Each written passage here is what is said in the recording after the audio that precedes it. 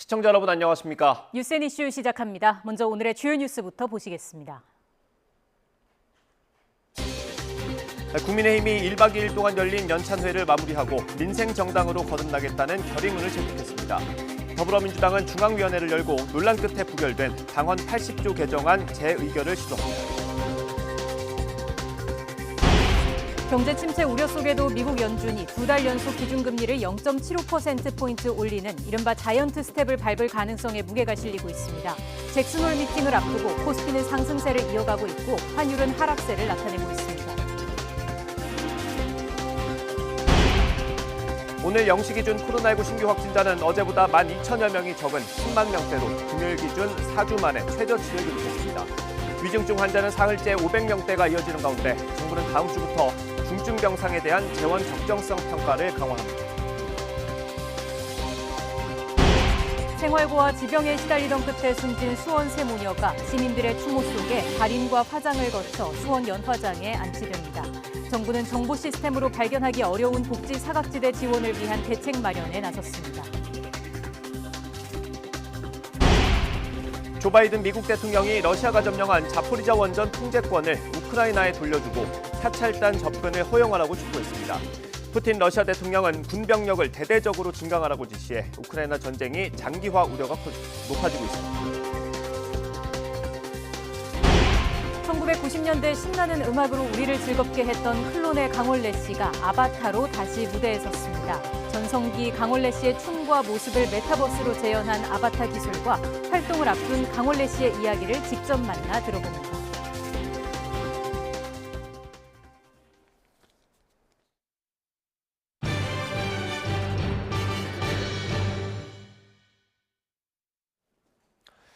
국민의힘이 1박 2일 동안 열린 연찬회를 마무리하고 민생정당으로 거듭나겠다는 결의문을 채택했습니다. 더불어민주당은 오늘 중앙위원회를 열어서 논란 끝에 부결된 당헌 개정안 재의결을 시도합니다. 국회 취재기자 연결하겠습니다. 김태민 기자. 네, 국회입니다. 네, 국민의힘 결의문 내용부터 전해주시죠. 네, 어제부터 1박 2일 일정으로 계획된 국민의힘 연찬회, 조금 전 권성동 원내대표 발언과 결의문 낭독을 끝으로 마무리됐습니다. 결의문에는 그간 당내 혼란에 대한 반성과 함께 다음 달 정기국회를 앞두고 민생정당으로 거듭나겠다는 의지를 담았는데요. 권 원내대표의 마무리 발언 함께 들어보겠습니다. 우리가 다소 제가 느끼기에도 지난 대통령 선거, 지방선거 이후에 우리가 조금 방심하고 있는 것이 아닌가, 우리가 조금 게으르신 것이 아닌가 하는 그런 느낌이 있습니다. 저부터 좀 그런 면이 없지 않아 있습니다. 우리가 지난 두 차례의 선거 때처럼 절치부심하면서 치열한 그런 자세와 생각으로 앞으로의 정기국회에 임해야 된다. 당초 결의문 초안에는 지난 정부의 국정 실패를 지적하는 내용이 포함됐다가 막판에 삭제됐는데요. 더 이상 전 정권 탓을 할 수 없다는 어제 저녁 윤석열 대통령의 발언이 영향을 미친 것으로 보이는 대목입니다. 국민의힘 의원들은 연찬회를 마치기 전에 1시간 전까지 주제 없이 자유토론을 벌였는데요. 관심을 모았던 차기 전당대회 시기 등에 대해서도 여러 의견이 나왔습니다. 내년 1월에서 2월로 논의됐던 전당대회를 당의 조기 안정화를 위해 당겨야 한다는 의견과 정기국회에서 민생을 챙겨야 할 시기에 전당대회를 치른다면 국민으로부터 외면받을 거란 우려도 함께 나왔는데요. 구체적 결론은 내리지 않았습니다. 국민의힘 원내 지도부는 당 운영 방향 등에 관한 의견을 모으기 위해 별도의 자리를 다시 마련할 예정이라고 설명했습니다. 네, 민주당은 오늘 당헌 개정안을 다시 의결한다고요? 네, 민주당은 오늘 오전 10시부터 중앙위원회 온라인 투표를 다시 시작했습니다. 그제 부결된 당헌 개정안에서 논란이 된 권리당원 전원투표 신설 조항은 이번에 빠졌습니다. 대신 정치보복으로 재판에 넘겨져 직무가 정지된 당직자의 구제 여부를 윤리심판원 대신 당무위원회가 결정하도록 하는 내용의 당헌 80조 개정안은 그대로 다시 표결에 붙였습니다. 이를 두고 당내 비이재명계 의원들을 중심으로 절차상 문제를 지적하는 목소리가 끊이지 않고 있는데요. 하지만 민주당 지도부는 이틀 앞으로 다가온 새 지도부 출범을 앞두고 혼란을 최소화해야 한다며 투표 강행 방침을 굽히지 않았습니다. 그러면서 일각에서 제기한 일사부재리 원칙 위반 역시 문제가 되지 않는다고 해명했습니다. 들어보겠습니다. 회기 문제를 가지고 일사부재리 원칙을 제기하는 것은 적당한 지적은 아니다 이렇게 보여집니다. 안건의 재상정 문제는 여러분께서 잘 아시겠지만 전당원 투표 조항이 있기 전까지 당원 당규안에 대해서 크게 문제 제기를 하는 분들이 없었기 때문에 이처럼 당내 파열음이 이어지는 가운데 투표 결과는 오후 3시에 공개될 예정입니다. 오늘 활동을 마무리하는 민주당 비상대책위원회가 당원 개정 문제를 매듭 짓고 유정의 미를 거둘 수 있을지 주목됩니다. 지금까지 국회에서 YTN 김태민입니다. 경기도 성남에 있는 한 초등학교 옹벽에 균열이 생기고 누수가 발생하면서 붕괴 우려가 제기되고 있습니다. 지난 19일에 개학했지만 붕괴 우려 때문에 오늘도 학생 100여 명이 등교하지 않았습니다. 현장에 나가 있는 취재기자 연결해서 알아보겠습니다. 임성재 기자. 네, 성남 제일초등학교에 나와 있습니다. 네, 학부모들의 불안이 클 것 같습니다. 옹벽에는 여전히 균열이 가 있습니까? 네, 직접 걸으면서 설명드리도록 하겠습니다. 제 옆으로 보이는 게 문제가 된 석축입니다. 이 성인 남성의 키 높이를 훌쩍 넘고 돌과 시멘트로 된 옹벽입니다. 이 석축 위로는 학교 운동장과 건물 등이 위치해 있는데요. 이 주민들은 2018년 대규모 아파트 신축 공사 현장 이후 이런 균열이 발생했다고 주장합니다.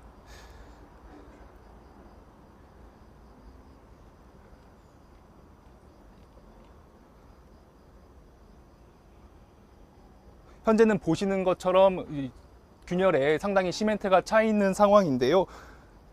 이 하부와 상부를 가릴 것이 없이 이 시멘트 자국, 즉 균열이 이어져 있어 상당히 위태로워 보입니다. 이 상황이 이렇다 보니 학부모들의 걱정은 이만저만이 아닙니다. 직접 들어보도록 하겠습니다.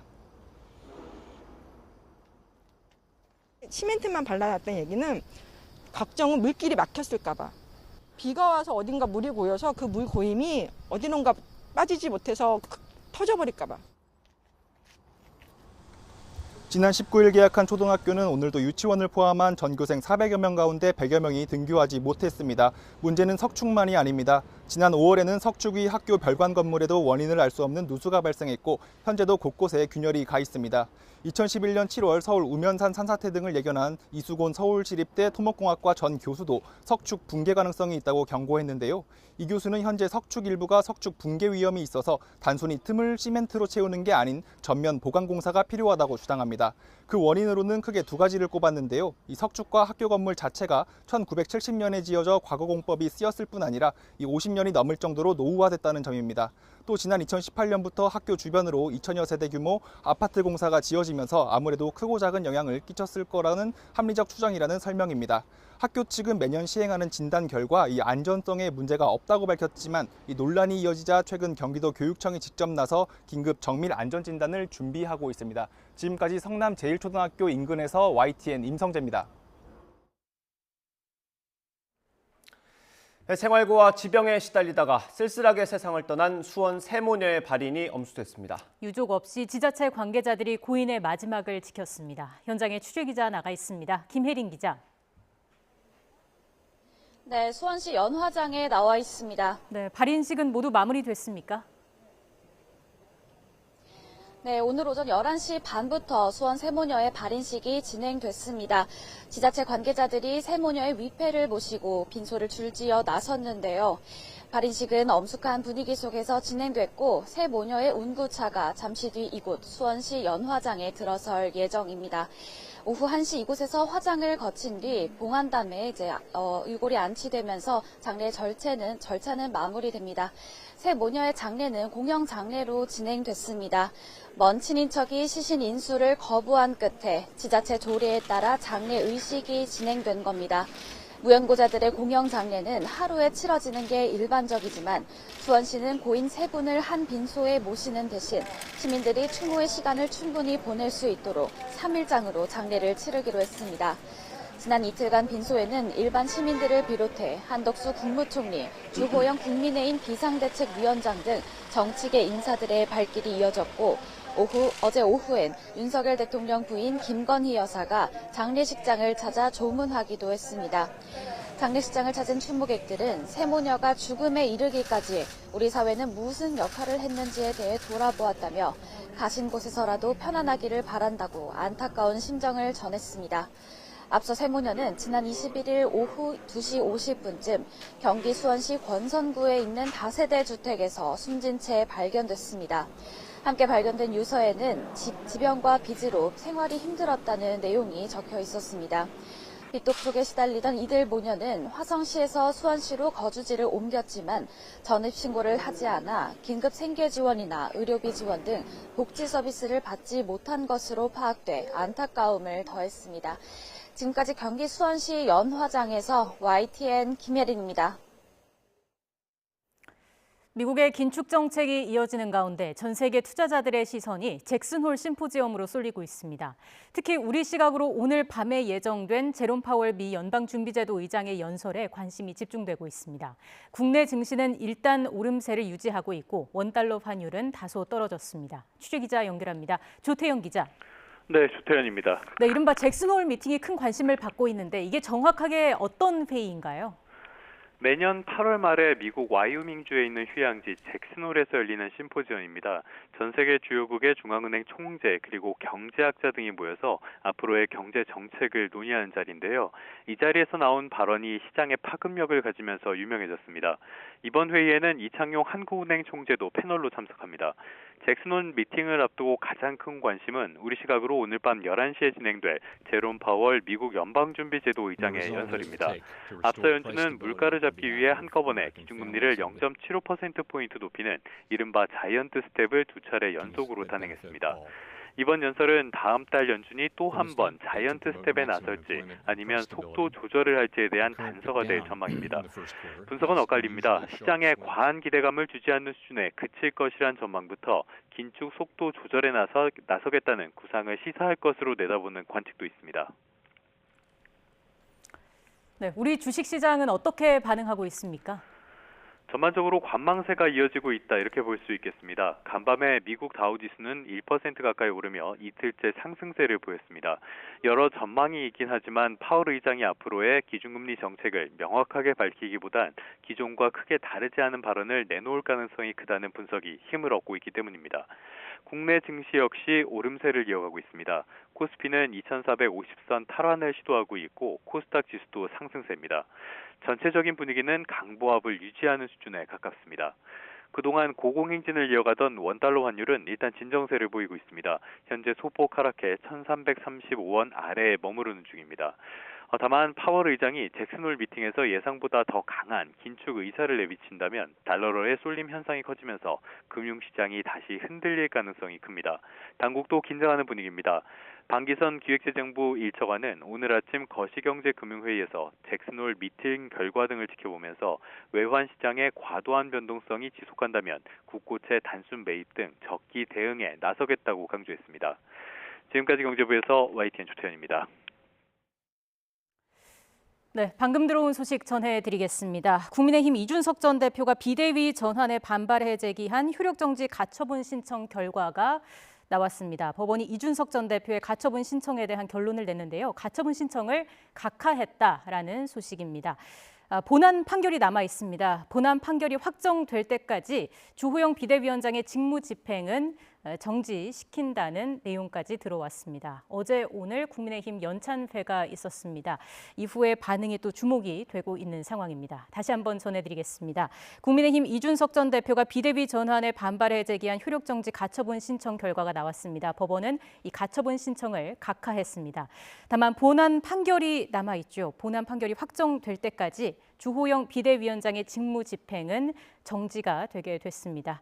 보다 자세한 내용은 또 추가가 되는 대로 이어지는 뉴스에서 전해드리겠습니다. 다음 소식입니다. 미국 2분기 성장률이 당초 예상보다는 양호한 것으로 나타났지만 경기 침체 우려는 여전한 상황입니다. 그럼에도 미 연준이 고강도 금리 인상을 이어갈 것이라는 전망이 나오면서 적어도 내년에는 경기 침체를 겪게 될 것이라는 관측에 무게가 실리고 있습니다. 권준기 기자입니다. 미국 상무부가 내놓은 2분기 국내 총생산 GDP 증가율 잠정치는 마이너스 0.6%로 집계됐습니다. 미국 GDP 발표는 속보치, 잠정치, 확정치 3단계로 발표되는데 지난달 나온 속보치는 마이너스 0.9%였습니다. 당초 추산보다는 0.3%포인트 좋아진 수치입니다. 하지만 월스트리트저널이 집계한 전문가 전망치인 마이너스 0.5%보다 0.1%포인트 낮은 수준으로 지난 1분기 마이너스 1.6%에 이어 2분기 연속 마이너스 성장이 이어졌습니다. 2분기 연속 마이너스 성장이면 기술적으로는 경기 침체로 읽힙니다. 실제로 최근 전미 실물경제협회가 경제학자들을 대상으로 조사한 결과 19%는 이미 경기 침체 상태라고 답했습니다. 73%는 적어도 내년 하반기에는 경기 침체 상태에 접어들 것으로 전망했습니다. 금리 인상은 경기 침체를 가속화할 수 있어 연방준비제도가 움찔할 만도 하지만 9월 연준회의에서도 0.75%포인트 고강도 금리 인상 관측에 무게가 실립니다. 시카고 상품거래소는 자이언트 스택 가능성을 60%로 더 높게 보고 있습니다. 이럴 경우 전례 없는 3번 연속 0.75%포인트 금리 인상으로 기록될 전망입니다. Given how wrong they've been around inflation, I don't think that pivot is going to occur in September because the market would read it as a really a dovish pivot, which the Fed does not want. 다만 제롬 파월 연준 의장은 잭슨 홀 연설에서 경기 침체는 없다는 기존 입장을 반복할 가능성이 높아 보입니다. 그럼에도 불구하고 미국 연준이 고강도 금리 인상 기조를 이어갈 경우 최악의 물가를 잡기 위해 경기 침체를 일종의 극약 처방으로 이용할 거란 관측입니다. 워싱턴에서 YTN 권윤기입니다. 대내외 경제 상황이 좋지 않은 가운데 한국은행이 이번에도 기준금리를 올리면서 경기 침체에 대한 우려가 커지고 있습니다. 이자에 허덕이는 대출자들의 시름도 더 깊어질 것으로 보입니다. 보도에 강희경 기자입니다.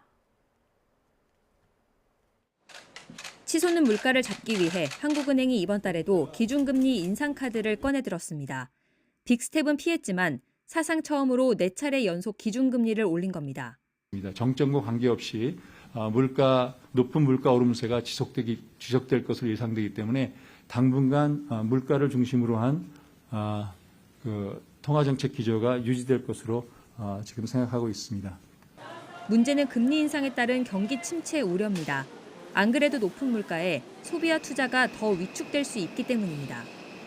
한은금융통화위원회도 의결문에서 물가를 잡기 위해 불가피한 결정이라면서도 경기 하방 위험이 있다는 우려를 여러 차례 드러냈습니다. 지금처럼 부채가 많은 상황에서 기준금리가 0.25%포인트 오르면 경제 성장률이 최대 0.15%포인트 하락한다는 분석 결과도 있습니다. 올해 경제 성장률 전망치는 이미 2.7%에서 2.6%로 하향 조정됐습니다. 올해 말 내년으로 갈수록 경기 침체에 대한 우려가 커질 것으로 예상됨에 따라서 향후에 추가적인 금리 인상 폭은 점차 줄어들거나 어려움이 있을 것으로 예상이 됩니다. 눈덩이처럼 불어나는 대출이자도 골칫거리입니다. 지난해 8월 이후 기준금리는 연 0.5%에서 2.5%로 뛰었습니다. 가계대출 잔액을 고려할 때 대출금리가 기준금리 인상 폭만큼만 오른다 해도 1년간 대출자들이 더 부담해야 하는 이자 규모는 27조 원이 넘는 것으로 추산됩니다. 부동산 시장이 위축이 되면서 대출금리 문제, 변동금리 대출을 하신 분들이 많은데 이 변동금리 대출에 대해서 이런 분들이 피해를 볼 가능성이 있기 때문에 어려워지는 경제 여건 속 물가 상승 압력도 여전해 고물가와 고환율, 고금리로 불리는 이른바 3고 현상의 굴레는 당분간 벗어나기 힘들 거란 우려가 나옵니다. YTN 강희경입니다. 정부가 최근 원달러 환율 상승을 두고 투기적 움직임에 대응하겠다고 밝혔습니다. 방기선 기획재정부 1차관은 오늘 거시경제금융회의에서 최근 원화 약세는 한국 경제의 기초 여건에 대한 신뢰 문제보다 글로벌 달러화 강세 등 주로 대외 요인에 근거한다며 원화뿐만 아니라 여타 주요 통화도 약세를 보인다고 진단했습니다. 다만 외환시장 심리에 한 방향 쏠림이 확대될 우려가 있는 만큼 시장에 쏠림이 발생하거나 투기적 움직임이 확대될 경우 적기에 시장 안정 조처를 하겠다고 덧붙였습니다. 코로나19 신규 확진자가 금요일 기준으로 4주 만에 최저치를 기록했습니다. 위중증 환자는 사흘째 500명대를 기록하고 있는데 정부는 다음 주부터 중증 병상에 대한 재원 적정성 평가를 강화합니다. 취재부서 연결하겠습니다. 김현아 기자. 네, 사회 2부입니다. 네, 신규 확진자 수가 확실히 감소세에 접어들었다고 봐도 될까요?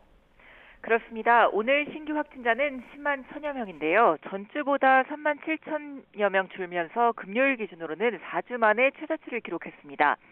하지만 위중증 환자는 9명 늘어서 사흘째 500명대를 기록했고 사망자도 20대 1명을 포함해 81명 발생했습니다. 정부는 현재 중환자 병상 가동률은 40% 중반대로 안정적이지만 앞으로 2, 3주간 위중증 환자 수가 증가할 상황에 대비해 다음 주부터는 중환자 병상에 대한 재원 적정성 평가를 강화하겠다고 밝혔습니다. 평가 주기를 현재 주 4회에서 매일 실시로 바꾸고 퇴실 명령 이행 기간도 이틀에서 하루로 단축합니다. 코로나19 조기 치료의 핵심으로 꼽히는 원스톱 진료 기간은 대부분 정상 작동하는 것으로 확인됐는데요. 특히 97.6%가 방문 당일 먹는 치료제 처방도 가능한 것으로 조사됐습니다.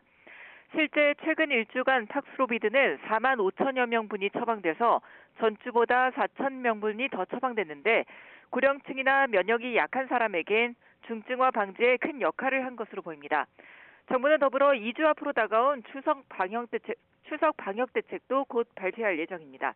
지금까지 사회 2부에서 YTN 김연아입니다. 한일 양국이 오늘 도쿄에서 국장급 협의를 개최했습니다. 강제징용 배상 판결 이행을 거부한 일본 기업의 국내 자산 현금화와 관련해서 대법원 결정이 임박했다는 관측 속에 양국이 접점을 찾을 수 있을지 주목됩니다. 취재기자 연결합니다. 조수연 기자. 네, 외교부입니다. 네, 한일 국장급 협의에서 어떤 내용이 논의됐습니까? 네, 오늘 오전 10시 도쿄에서 이상렬 외교부 아시아태평양 국장과 후나키쇼 다케이로 일본 외무성 아시아 대양주 국장이 한일 국장급 협의를 열었습니다. 앞서 외교부는 이번 협의에서 양국 간 재반 현안을 논의할 예정이라고 전했는데요.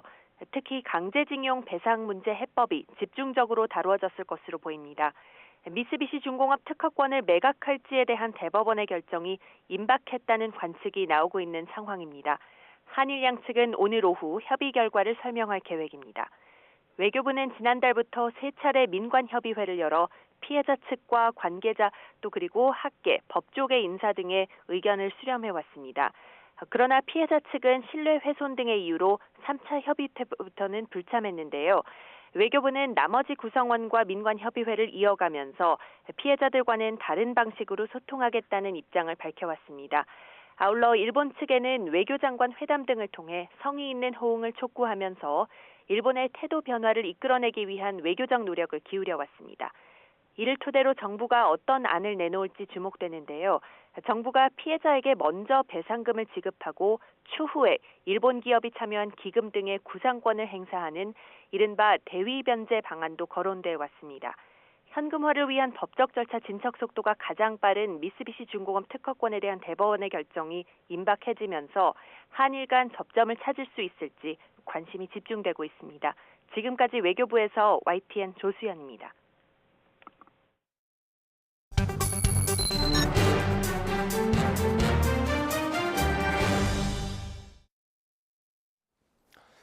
더불어민주당의 새로운 지도부를 뽑는 전당대회 이제 이틀 앞으로 다가왔습니다. 이재명 체제가 굳어진 가운데 당헌 개정 논란이 거셉니다.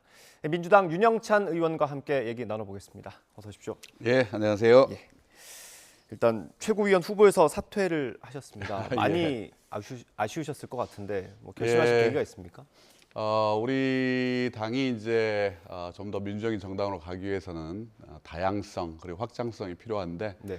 지금 전당대회 상황을 보니까 쏠림 현상이 굉장히 심하지 않습니까? 네. 거기다가 우리 최고위원 후보들마저도 우리 당대표 후보에 줄을 서고 표를 쪼개고 하는 상황들이 벌어졌기 때문에 저는 좀 절박했습니다. 네. 우리 당에 누군가가 그래도 균형과 견제 역할을 해줘야 되는데 그런 측면에서 우리가 나눠져 있기보다는 어느 한 사람이라도 확실하게 들어가는 게 바람직하겠다라는 생각에서 결심을 했습니다.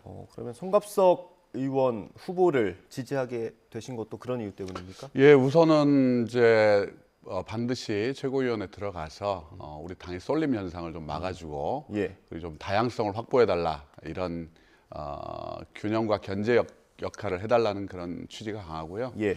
두 번째는 제가 전당대 때문에 지역을 다 다녀보니까 지역 소멸 또 인구 소멸 이런 얘기들이 너무 많이 나오고 있습니다.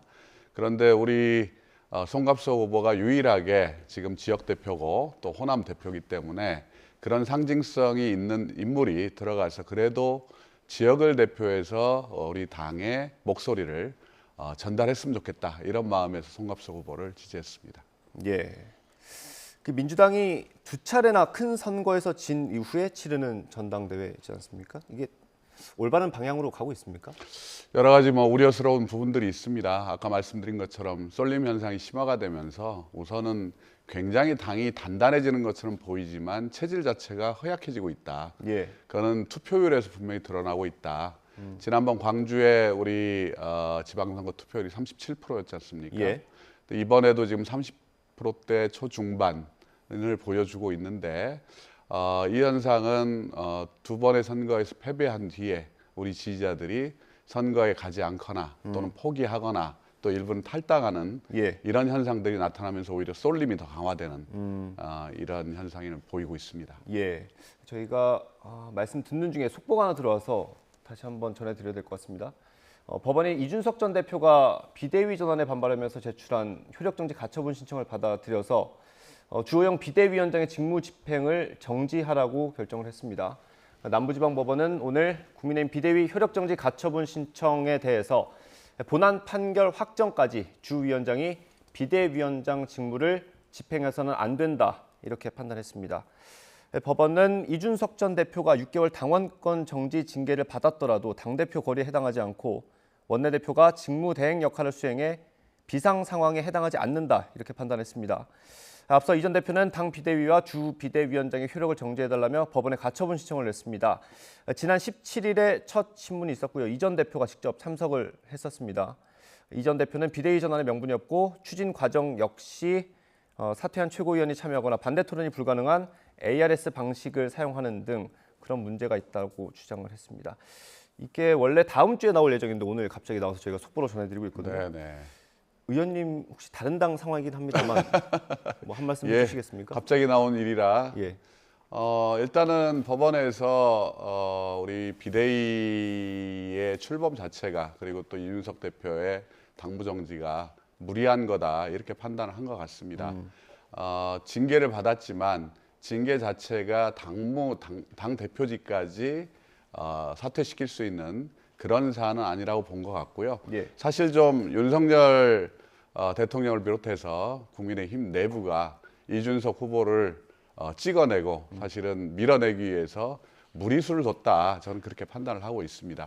예, 이게 아마 비대위 입장에서는 지금 당을 잘 이끌어가려고 어제 오늘 연찬회까지 연 상황인데 결정이 오늘 나오면서 좀 당혹스럽겠죠? 예, 모양새가 아주 사납게 됐죠. 어제 연찬회를 하면서 새롭게 잘 출발하자고 당의 결의를 다졌을 텐데 이준석 대표가 던진 사실은 돌멩이에 지금 국민의힘이 만신창이 됐다. 저는 그렇게 보입니다. 예, 이게 이준석 대표가 징계를 받은 게 비상 상황이 아니라고 법원이 판단을 했네요. 그 의원님께서 보기에도 절차가 좀 하자가 있었습니까? 예, 그렇죠. 거의 비대위 전환이 아니라 사실은 직무대행을 출범을 시켰고 또 직무대행이 제대로 업무를 보면서 6개월 뒤에 징계가 끝났을 때 이준석 대표의 권한을 다시 복원시키는 것이 사실은 상식적인 절차였는데 예. 그걸 강제로 비대위를 출범시키면서 이준석 대표를 당대표에서 밀어내는 과정에서 저는 무리수를 뒀다 이렇게 봅니다. 그게 어쨌든 윤석열 대통령의 뜻이라고도 보시는 겁니까? 지금까지 제가 확신을 할 수는 없지만 그동안 우리 권 원내대표하고 오고 간 그런 문자라든지 이런 걸 보면 정황상으로는 대통령의 의중이 담겨 있다고 볼 수밖에 없는 거죠. 예, 저희가 이준석 전 대표 측 입장까지 들어와서 같이 좀 전해드리겠습니다. 입장 표명 방식을 논의 중이라고 했고요. 국민의힘의 입장은 판결문을 검토한 뒤에 입장을 내겠다 이런 입장을 냈습니다. 주호영 비대위원장이 오늘 대구를 간 모양입니다. 아직 입장을 내진 않고 있습니다. 권성동 원내대표는 법원 판단에 대한 법률 검토가 아직 끝나지 않았다 이렇게 얘기했고요. 주호영 비대위원장과 상의 뒤에 입장을 내겠다. 그러니까 아직까지 입장들이 다 정리되지 않은 것 같고요. 아마 판결문이 나오면 이준석 전 대표 측이나 국민의힘 지도부들의 어떤 입장이 나올 것 같습니다. 나오는 대로 저희가 다시 한번 전해드리도록 하고요. 국민의힘이 좀 혼란스럽겠죠, 당분간? 예, 뭐 혼란스럽겠죠. 일단은 비대위원장이 직무가 정지됐고 그렇다면 비대위의 기능 자체가 정지가 된 건데 앞으로 누가 그러면 이 당의 이 키 역할, 선장 역할을 하게 될 것인지 다시 또 논의를 시작해야 되는 상황 아니겠습니까? 그렇다면 뭐 상당히 당분간은 혼란 속으로 또 본인들이 자초한 그런 늪속으로 빠져들어갈 것 같습니다. 예. 국민의힘 얘기는 이 정도로 마무리하겠습니다. 저희가 사실 의원님 모신 게 그 얘기하려고 모신 게 아닌데 저도 당황스럽습니다. 갑자기 이제 국민의힘 속보가 들어와서 그 당원 개정 얘기를 좀 해보겠습니다. 오늘 이제 중앙에서 다시 한번 의결을 시도하지 않습니까? 전망을 어떻게 하세요? 일단은 이후에 두 가지의 이제 논란이 있었지 않습니까? 하나는 당원 80조, 또 하나는 14조인데 14조 부분을 빼고 오늘 중앙위에 올렸기 때문에 이 부분에 대해서는 뭐 통과가 될 가능성이 더 높을 것으로 보입니다. 그러나 절차상으로는 굉장히 잘못됐다고 보여지고요. 지금 당원 전체가 부결이 된 상황이었거든요. 당원 전체가 부결이 됐는데 어느 조항은 빼고 어느 조항은 이거는 뭐 승인이 된 걸로 인위적으로 해석을 한 거죠. 당 지도부가. 그거는 누가 과연 그 권한을 준 것이고 또 이렇게까지 급하게 토론과 심의가 없이 이렇게 급하게 이걸 다시 재상정을 하는 것인지 도저히 납득할 수가 없는 일이 벌어지고 있다 이렇게 봅니다. 예, 그 논란이 됐던 개정안이 하나 더 있지 않습니까? 권리당원 투표를 권리당원 투표를 최고 의사결정 기구로 규정하는 내용인데 이게 표면적으로만 보면 중요한 결정을 할 때 더 많은 사람들한테 물어본다라는 의미도 있지 않습니까? 이게 사람들이 오해하기 쉬운 부분이요. 대의 민주주의보다는 직접 민주주의가 더 옳다 또는 맞다 이렇게 생각을 합니다. 그러나 아테네에서 직접 민주주의가 최초에 실험이 된 이후에 근대 민족국가 이후에는 모두 다 대의 민주주의를 수용하고 있습니다. 직접 민주주의의 가장 큰 약점은 이 수기와 토론이 없다는 겁니다. 그 절차가 없고 그 다음에 책임을 물을 수가 없다는 겁니다. 이런 상황에서 당대표가 예를 들어서 다음에 되신 당대표가 어떤 이 의견을 가지고 그거를 투표에 물었을 때 그러면 당대표는 그 의사결정의 결과에 대해서 책임을 지겠습니까? 당원들이 결정한 건데 라고 이야기하지 않겠습니까? 그럼 당원들이 잘못한 부분, 잘못 판단했다면 그럼 그 부분에 대해서는 과연 누가 책임을 지느냐.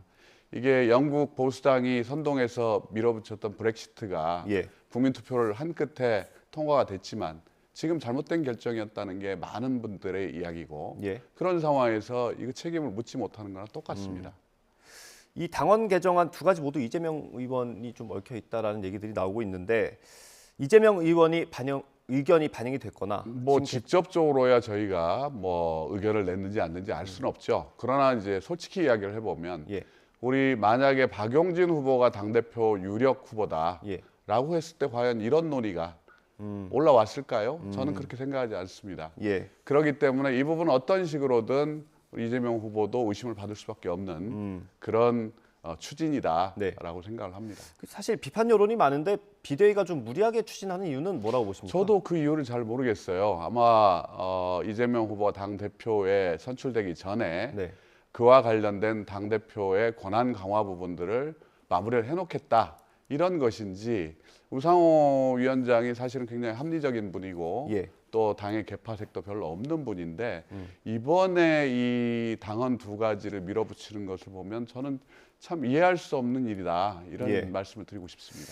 뭐 이재명 의원을 의심하고 비토하는 목소리 높은 건 뭐 요즘 많이 기사로 많이 나오고 있는데 이게 당내라도 선거는 선거니까 뭐 그럴 수 있다 치더라도 좀 유독 심한 것 같다는 느낌이 들긴 하거든요. 일단 지금 당내에서 벌어지고 있는 일들이 상식적으로 이해가 되지 않는 부분들이 있는 거죠. 뭐 좀 거슬러 올라가면 지난 지방선거, 그다음에 그 과정에서 우리 계양을 보궐공천이라든지 그다음에 우리 송영길 대표가 서울시장에 출마한다든지 전지현 비대위원장 임명이라든지 이런 부분에서 이제 당원 80조 또 당원 14조까지 겹치니까 당이 과연 상식적으로 민주적으로 운영이 되고 있는 거냐에 대한 의구심이 생기는 거죠.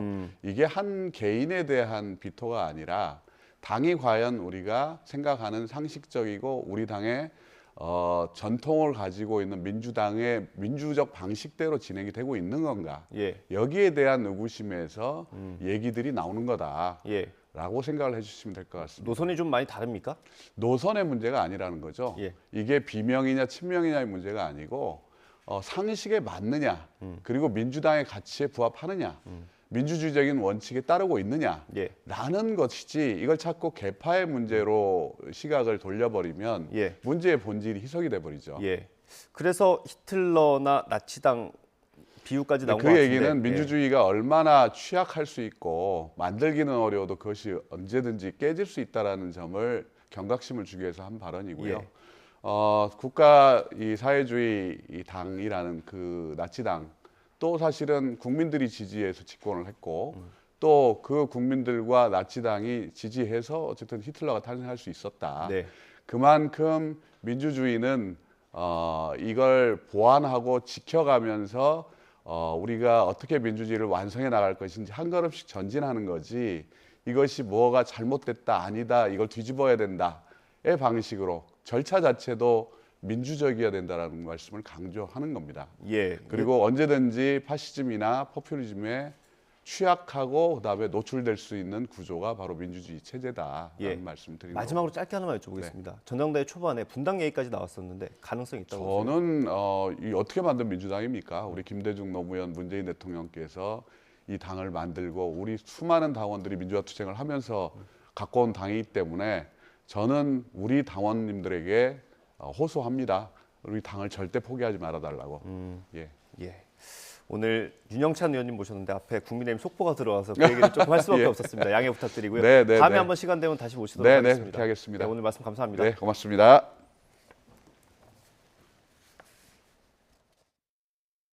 특별감찰관의 7억 7천만 원 정도가 매해 쓰여지고 있는데 1억 그 부분은 2021년 것이니까 위원님께서 담당하신 거잖아요.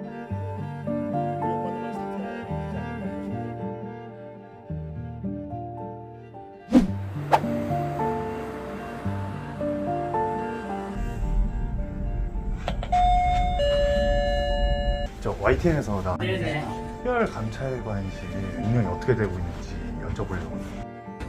잘 아시다시피 이제 일대 감찰관님이 퇴직을 하신 지 한 5년 됐지 않습니까? 그 조직을 관리하고 있는 정도?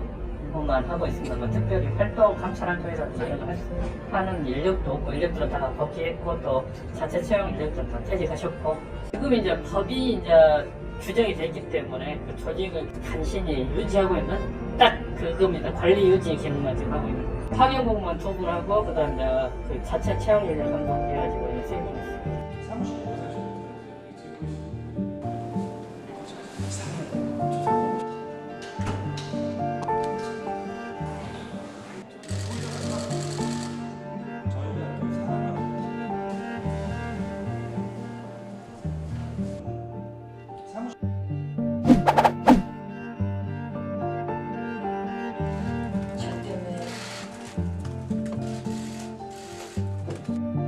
이렇게 말씀했습니다. 동의합니까? 국회에서 추천해 주셔야 되는 걸로 알고 있습니다. 그러니까 이렇게 추천하면 그것이 필요한지를 제가 법무부 장관께 묻는 거예요. 자꾸 이렇게 공문서다. 가을이 성큼 다가왔다는 게 실감나는 요즘입니다. 오늘 서울 아침 기온은 19.9도로 제법 선선했는데요. 한낮에는 여전히 낮더위가 남아 있습니다. 오늘 서울 낮 기온은 29도까지 오르면서 다소 덥게 느껴지겠습니다. 최근 일교차가 점점 커지고 있으니까요. 큰 기온 변화에 건강 잃지 않도록 각별히 주의해 주시기 바랍니다. 오늘은 전국적으로 맑은 하늘이 함께하겠습니다. 공기도 깨끗해서 미세먼지 걱정도 없겠는데요. 다만 전국 대부분 지역에서 자외선이 강하게 내리쬐겠습니다. 낮 동안에는 30도 안팎의 늦더위가 찾아오겠습니다. 오늘 낮 기온 서울과 광주, 대구 모두 29도까지 오르겠습니다. 토요일인 내일과 일요일에도 비 소식 없이 맑은 하늘이 함께하면서 야외 활동하기 좋겠습니다. 다만 10도 안팎까지 크게 벌어지는 일교차는 주의해 주셔야겠습니다. 지금까지 날씨 정보였습니다.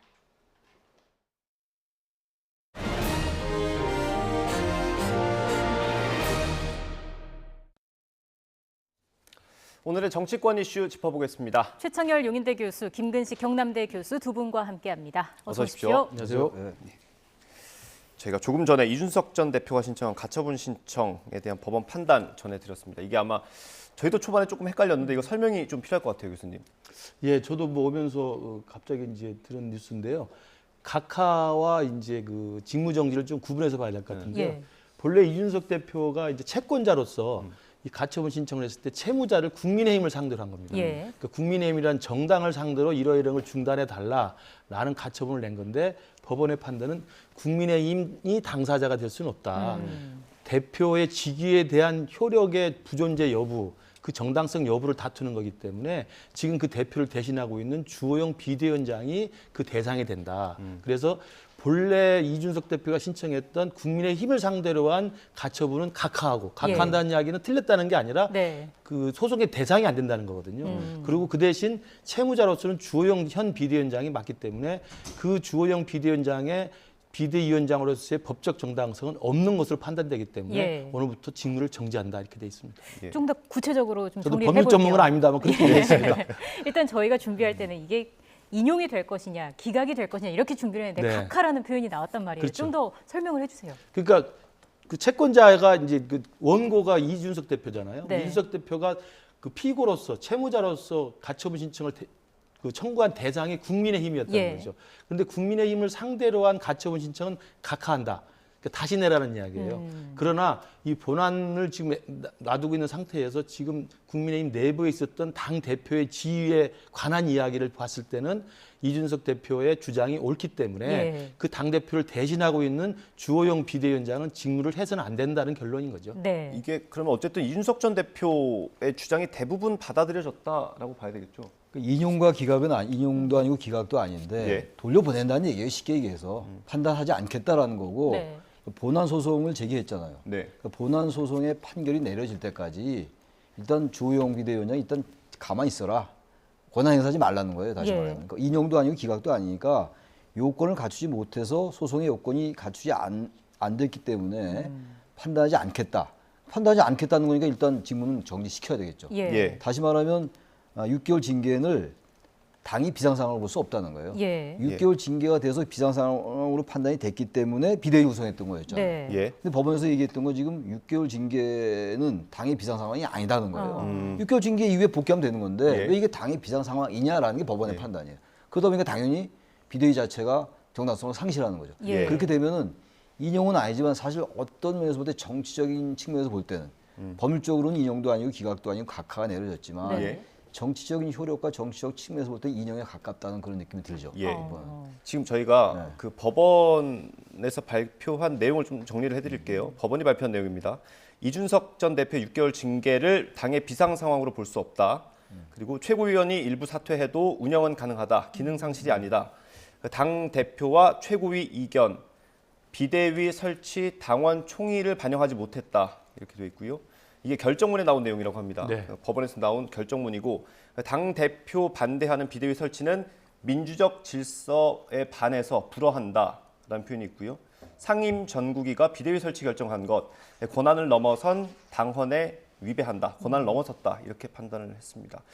전체적으로 보면 이준석 전 대표의 주장이 대부분 그렇죠. 받아들인 것 같아요. 그러니까 사실상은 이준석 대표의 주장이 지금 대부분 정치적으로 법적으로 이제 받아들여진 것인데 아까 말씀드린 형식 논리에서 대상이 국민의힘이 아니라 주호영 비대위원장이라는 점을 지금 이야기했기 때문에 각하 조치를 한 거지만 예. 일단 결정은 이 상황에 대해서는 비대위원회라고 하는 기능을 정지시키는 것으로 지금 주문을 했기 때문에 예. 그 비대위로 출범한 주호영 비대위 체제, 이 리더십 체제는 이제 일단 법률적으로 이제 더 이상 직무를 수행할 수 없게 돼 있고요. 네. 지금 앵커께서 지금 읽었던 것처럼 그 판결문 내부에 보면은 일단 최고위의 비상상황으로 규정한 의결 자체가 부당한 거고 네. 그에 따라서 비상상황으로 설정했던 상임전국이나 전국위에서의 비대위 출범에 대한 의결도 당헌을 위반한 것이고 정당의 민주주의 위반한 것이고 일단 옳지 못한 것이라는 판단을 하고 있기 때문에 거의 대부분은 이준석 대표 측의 주장이 일단은 받아들여진 것으로 해석해도 큰 무리는 없을 것 같습니다. 그렇네요. 일단 주호영 위원장에 대해서 직무 집행을 정지시켰는데 위원장 공석이 되면 또다시 권성동 원내대표가 그렇게 돼야 될지 모르겠는데 당장은 그게 과연 지금 이제 법률적인 정당성조차 잃어버린 거란 말이에요. 근데 거기 권선동 원내대표가 다시 직무대행으로 들어온다? 네. 지금 사실 권선동 직무대행이 비대위원으로 간 것에 대한 비판도 많잖아요. 네. 당이 이렇게 비상 상황이 되고 이런 상황에서 직무대행을 내려놓으면서 다시 비대위원으로 간다는 게 말이 안 되는 거였잖아요. 정치적으로 말이죠. 네. 근데 지금 비대위원장의 직무가 정지된 상태에서 다시 권성동 의원이 직무대행으로 가는 건요. 이건 정치적으로 도저히 받아들이기 어려울 거예요. 국민들에게. 예. 그 법률적인 문제와 정치적인 문제가 둘 다 중요한 거잖아요. 근데 네. 적어도 정치적으로 볼 때 권 의원이 다시 들어간다는 건 이건 뭐 이 법원의 결정과 사실 정신과는 위배되는 거라고 저는 봐요. 네. 예. 그 다른 어떤 그 대책을 강구해야 될 것 같아요. 이 예. 상황에서 다시 비대위를 해체하고 다시 권선동 원내대표가 직무대행으로 들어가고 그렇게 말이 되나요? 그게 지금 법원의 판단의 정신과 좀 맞지 않는다고 생각해요. 네. 예. 그 주호영 비대위원장이 법원 판단 나오기 전에 만약에 인용이 되더라도 우린 절차 다시 밟으면 된다 이런 얘기를 했던 기억이 있는데 글쎄요, 이제 그 부분을 이제 오늘 이 결과가 나온 것에 대해서 이제 법률적 검토를 해서 당 차원에서 또 비대위 차원에서 대응을 하겠죠. 근데 다시 절차를 밟으면 된다 하더라도 일단 주호영 비대위원장의 직무는 중단된 상태이기 때문에 예. 법률적으로 제 생각에는 다시 권성동 직무대행 체제로 갈 수밖에 없는 것 같습니다. 예. 그래서 이제 권성동 직무대행 체제로 가는 것이 정치적으로 타당하느냐 타당하지 않느냐는 논외로 치더라도 네. 법률적으로 본다면 주호영 비대위원장의 직무는 중단됐기 때문에 그렇다면 과거에 6개월 중징계를 받았던 이준석 대표가 당대표직에서 중단됐기 때문에 권성동 원내대표로 직무대행으로 갔지 않습니까? 똑같은 논리로 본다면 지금 주호영 비대위원장의 직무를 중단된 상태이기 때문에 예. 마찬가지로 지금의 원내대표인 권성동 원내대표가 직무대행으로 가는 것은 법리적으로 그렇게 될 수밖에 없을 것 같은데 예. 과연 당내에서 그리고 국민들 여론이 권성동 원내대표가 다시 또 직무대로 간다는 것은 한 1, 2개월 전으로 다시 돌아가는 거 아니겠습니까? 예. 그 상황으로 가는 것이 과연 국민의힘이 감당할 수 있을 것인지 그러게요. 저는 이 부분에 대해서는 정말 이제 지금부터 본격적으로 국민의힘에서는 이제 본격적인 대응을 준비를 해야 할 것으로 보입니다. 많은 논의가 또 있겠죠. 판결 시점도 궁금한데 지금 이제 어제 오늘 연찬회가 있지 않았습니까? 비상 상황을 좀 수습하고 빨리 해결하겠다라는 마음으로 모인 그 자리였는데 그 연찬회가 끝나자마자 또 이런 결과가 나왔습니다. 이 시점에 대해서도 의미를 부여할 수 있을까요? 뭐 법원이 뭐 그런 것들을 의식하고 판결을 내리지는 않았겠죠. 단지 법원이 꽤 신중하게 대처했던 것만 분명해 보여요. 이 판결이 지난주에 내려질 줄 알았고 예. 근데 이번 주에 내려진다고 해도 상당히 법원의 판단이 신중하구나라는 느낌을 받았어요. 네. 근데 법원으로서는 특히 이게 이제 정당 내의 사무고 정당 내부의 갈등이고 이렇기 때문에 굉장히 부담스러웠을 거예요. 예. 아마 그래서 상당히 시간이 오래 걸린 것 같은데 대체로 이제 이런 경우에는 정당 알아서 판단해라 이런 얘기를 이런 쪽으로 많이 나와요. 이제 그게 아마 인용이나 기각이 아니라 기본적으로 요건이 안 됐다, 여건이 네. 안 됐기 때문에 돌려보낸다라는 의미의 각하로 가는 예. 것 같아요. 각하로 가니까 당연히 아까 말씀 나눴습니다만 그 논리에 따라서 이제 비대위는 현재 비대위원장의 권한이 정지될 수밖에 네. 없는 거란 말이에요. 근데 어제 연찬회를 하고 뭔가 단합해서 해보자 이렇게 했는데 이렇게 되면 비대위 자체가 이제 존재 가치가 없어지는 거니까 당은 다시 혼란으로 갈 수밖에 없고 이준석 전 대표가 어떤 또 발언을 낼지 모르겠어요. 예. 어떤 이제 반응을 낼지 메시지를 낼지 모르겠으나 이준석 전 대표로서는 지금 일련의 이 쭉 절차가 상당히 어떤 논리나 순리에 맞지 않는다라는 게 사실상 받아들여지는 그런 결과잖아요. 우리 유권자들이 보기에는 말이죠. 아주 복잡한 법률적인 것보다는 유권자가 받아들일 때 어떻게 그게 이제 납득되느냐 문제란 말이에요. 예. 그렇다면 이 부분을 이제 연찬회 끝나고 또 이게 왔기 때문에 국민의힘이 모든 걸 정말 법률적으로도 그렇고 정치적으로 다시 제로 베이스에서 생각을 해야 될 것 같아요. 제로 네. 베이스에서. 그리고 어제 연찬회 때도 보니까 이따가 그 얘기가 나올지 안 나올지 모르겠는데 어제 연찬회도 저는 그 무슨 뭐 그 차유람 그 당구 선수 남편의 발언 이런 건요. 그 연찬회에서 그런 얘기 나온다는 게 상상이 안 간단 말이에요. 예. 저는 그런 여전히 국민의힘이 그런 부분들에 대해서 감수성이 약하다. 그 발언은 한 거는 의원들은 말릴 수 없었지만 그 발언이 나올 때 의원들의 반응, 전 그 반응이 좀 이해가 안 가요. 어떻게 웃을 수가 있나요? 그 발언이 여성의 외모를 상품화하는 거라고 해석할 수 있는 거였거든요. 예.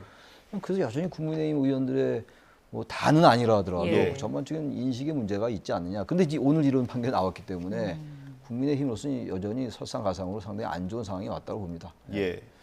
이 비상 상황이 아니라고 판단한 근거가 아무래도 최고위원이 다 사퇴한 게 아니어서 그랬을 수도 있을 것 같은데 예. 그 이후에 정미경 최고위원도 사퇴를 했고요. 그러니까 다시 시간을 돌린다고 해도 최고위원들이 많이 남아있지는 않을 것 같거든요. 그래서 이제 아마 주호영 비대위원장의 직무는 중단됐기 때문에 권성동 원내대표의 권한 직무대행체제로 다시 이제 복귀가 될 것 같고요. 그렇다면 직무대행체제에서 또 지도부를 어떻게 꾸리느냐를 이제 절차를 다시 시작할 수가 있죠. 거기서 다시 꾸려나가야 될 것으로 보이는데 제가 지금 판결문을 뭐 자세히 다 읽어보지는 않았습니다만 또 법률 전문가는 아닙니다만 이 판사의 판결의 핵심은 당대표가 존재한다는 거예요.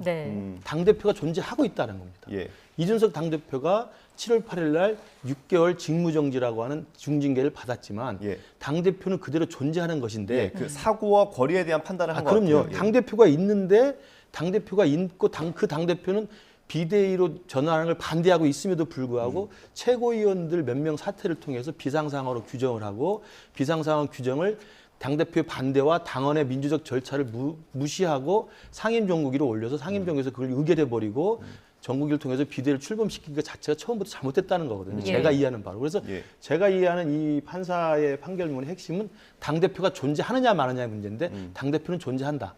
당대표가 존재하면은 비대위원장이 있을 수가 없는 거 아니겠습니까? 그런 의미로 저는 해석을 했습니다. 그래서 지금 상황에서는 저는 국민의힘이 정말 총체적 난국인데요. 저는 이참에 이준석 대표의 대응도 굉장히 좀 관심사고 여기서 또 이준석 대표가 또다시 방송마다 나와서 또 격앙된 목소리로 또 비난하고 비판하고 이렇게 하는 건 당을 위해서 전혀 도움이 안 되고 제 개인적인 생각으로는 어쨌든 이준석 대표 원하는 바대로 일단 이야기가 나왔으면 짤막하게 사필 규정입니다.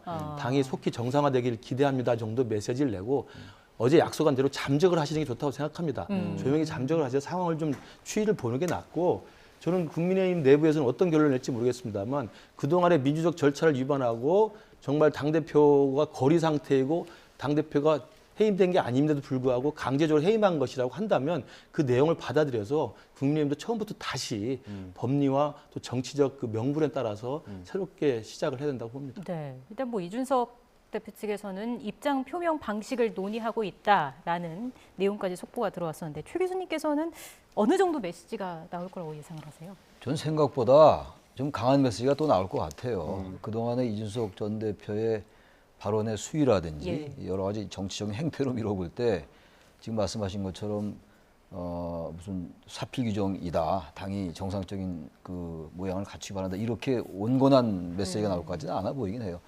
어젠가요? 뭐 이준석 전 대표가 인용이 되면 잠적하겠다 그랬잖아요.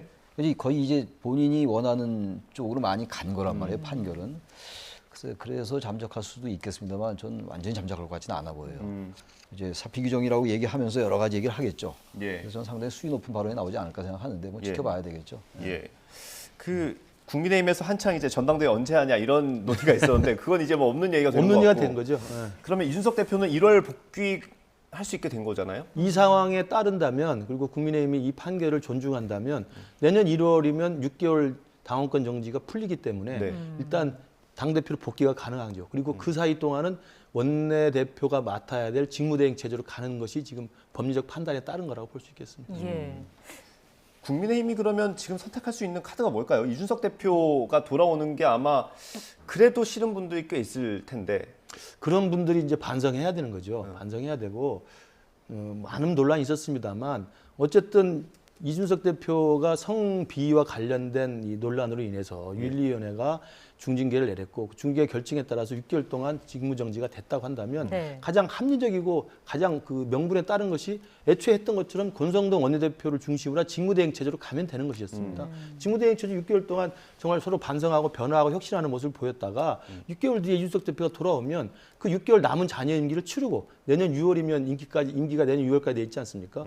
내년 6월에 정상적으로 전당대회를 준비하면 되는 거였습니다. 근데 그것을 어느 날 갑자기 그렇게 하기로 결정을 다 했는데 의원총회까지 다 했는데 어느 날 갑자기 이른바 체리따봉 문자가 공개가 되면서 이걸 전부 비상상황으로 규정을 하자.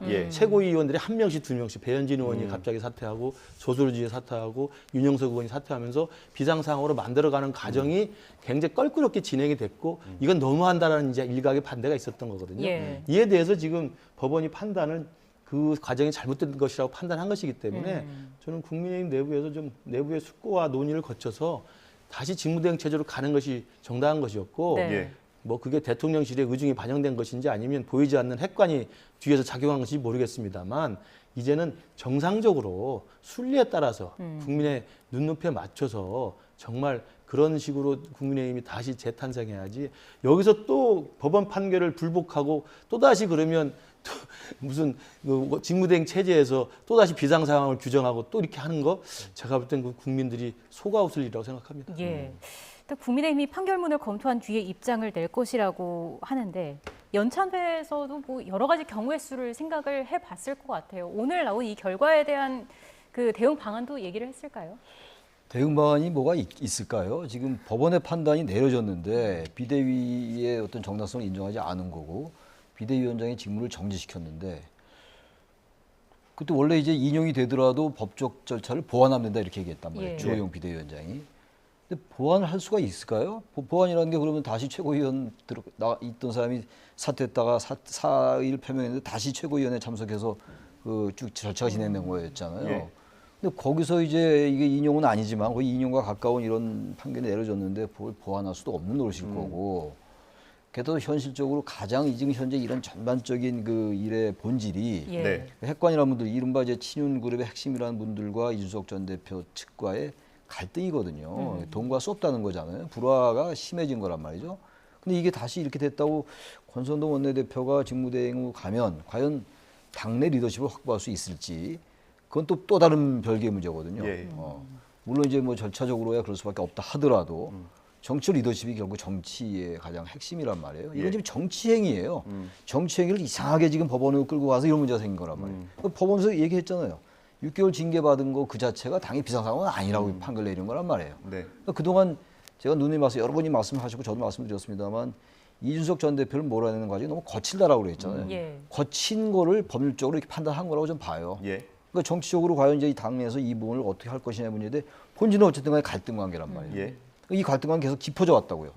더 그 심화되어 왔고 거기에 이제 이준석 전 대표의 발언이 상당한 또 그 기름을 부은 것이긴 합니다만 이 상태에서는 대통령이 어제 연찬회도 참석을 했단 말이에요. 네. 단합해야 된다고 해서 간 거냐. 대통령이 연찬회 간 일이 거의 없잖아요. 대통령께서 연찬회까지 참석할 정도면 전 이 대목은 대통령이 이제는 법원의 판결도 이렇게 내려졌으니까 본안 판결은 또 남아 있습니다만 본안 소송은 남아 있지만 윤 대통령이 뭔가 리더십을 발휘해야 될 것 같아요. 이거 누가 해결하겠어요, 이 상황 속에서. 예. 윤핵관에 대해서 뭐 좀 정리를 시킨다든지 예. 이 대표에 대해서도 같이 뭐 다시 뭐 다른 어떤 절차 통해서 이걸 좀 봉합한 수순으로 가야지. 그렇지 않고 이걸 다시 또 당무에 개입하지 않는다고 놔두면 이건 걷잡을 수 없을 것 같은데요. 네. 제가 보건대는요. 만약에 이제 저도 이제 국민의힘 소속이기 때문에 제 개인적인 그 해법을 하나 제시한다면 네. 주호영 비대위원장 직무는 중단됐기 때문에 비대위 체제는 사라지는 겁니다. 네. 그렇다면 그 법리상으로 이제 권성동 원내대표가 맡게 되는 직무대행 체제로 다시 복귀하는 건데 예. 권성동 직무대행이 다시 하기는 사실 정치적으로 얼마나 부담이 크겠습니까? 네. 그렇기 때문에 권성동 대표한테 제가 직언을 드린다면 직무대행으로서 일을 해야 되긴 하지만 원내대표를 사퇴 의사를 표명하고 예. 그러니까 이 모든 책임을 지고 핵관의 한 명으로서 이 정치적 책임을 지는 의미에서 원내대표를 사의를 표명하고 네. 다시 원내대표를 새로 선출할 때까지 직무대행을 유지하는 거죠. 그래서 원내대표가 새로 선출될 때까지만 직무대행을 관리를 해서 그 원내대표의 선출 과정, 선거 과정을 좀 관리해내고 빨리 신속하게 원내대표를 새로 뽑아서 그 원내대표로 새로 뽑힌 분 중심으로 비대위를 다시 구성하는 게 좀 맞다고 생각합니다. 예. 그러면 권성동 원내대표가 사퇴를 의사를 먼저 표명하고 네. 그 새로운 원내대표가 뽑힐 때까지만 관리를 한다. 그렇죠. 그것도 가능합니까? 누군가 승계를 해야 되는 거 아닌가요? 아니죠. 그러니까 직무대행으로는 그대로 권한이 있는데 정치적으로는 내가 사퇴를 표명했는데 새로운 후임자가 선출될 때까지는 직무를 계속 봐야 될 거 아닙니까? 아, 그렇게. 아마 한 달 정도 이내로 걸릴 겁니다. 왜냐하면 뭐 원내대표 선출 공고를 내야 되고 네. 또 후보자도 등록을 받아야 되고 하기 때문에 그 과정 거쳐서 빨리 신속하게 가장 빠른 시간 안에 새로운 원내대표를 뽑고 예. 원내대표가 사실 이제 직무대행을 하기 때문에 예. 그 새로 선출된 원내대표 중심의 직무대행 체제로 남은 기간을 좀 잘 관리해서 윤핵관 분들의 과도한 이 정치적인 그동안의 잘못들 이런 것들도 국민과 함께 좀 반성하고 그렇게 하면서 좀 국민의힘이 정말 새롭게 네. 좀 더 합리적이고 좀 더 좀 중도지향적이고 좀 더 당정 관계 좀 국정 운영의 동력을 좀 뒷받침할 수 있는 그런 새로운 리더십으로 이 직무대행 체제를 유지해내고 네. 그리고 이제 1월 8일이면 이준석 대표가 지금 올 수밖에 없는 상황 아닙니까? 예. 그 이후에 이준석 대표와 함께 어떻게 당을 꾸려나가서 내년 6월까지 잘 관리했다가 새롭게 전당대를 할지 저는 그 부분에 대해서 이준석 대표도 그런 책임감을 가지고 돌아오면 지금처럼 날선 쌈딱으로 매 여기저기 뭐 폭탄 던지듯이 모든 사람을 대상으로 날선 공격을 하지 말고 다시 당대표로 돌아오더라도 당의 혁신 그리고 당의 어떤 변화 그리고 윤석열 대통령과의 그동안에 불편했던 감정을 다 씻고 그리고 용산 대통령실과 집권 여당과의 관계를 어떻게 할 것인지를 예. 정말 고민해서 새로운 정상화된 당정 관계를 만드는 게 필요하지 않나 싶습니다. 네. 자, 김근식 교수님 그리고 최청열 교수님과 함께 이야기 나누고 있습니다. 지금 다루고 있는 이 내용 다시 한번 좀 정리를 해보겠습니다.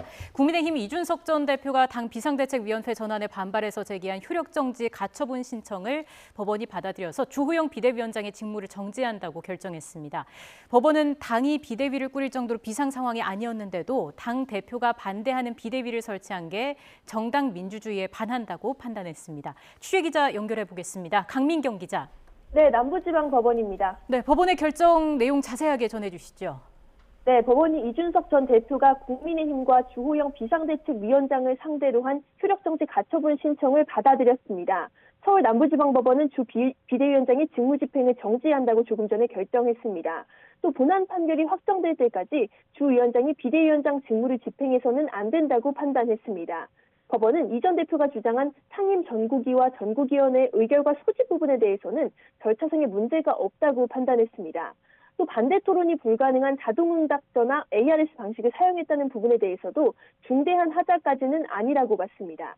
그러나 법원은 이 전 대표의 직무 수행이 6개월간 정지되는 건 당대표 권리에 준하는 상황이 아니라고 판단했습니다.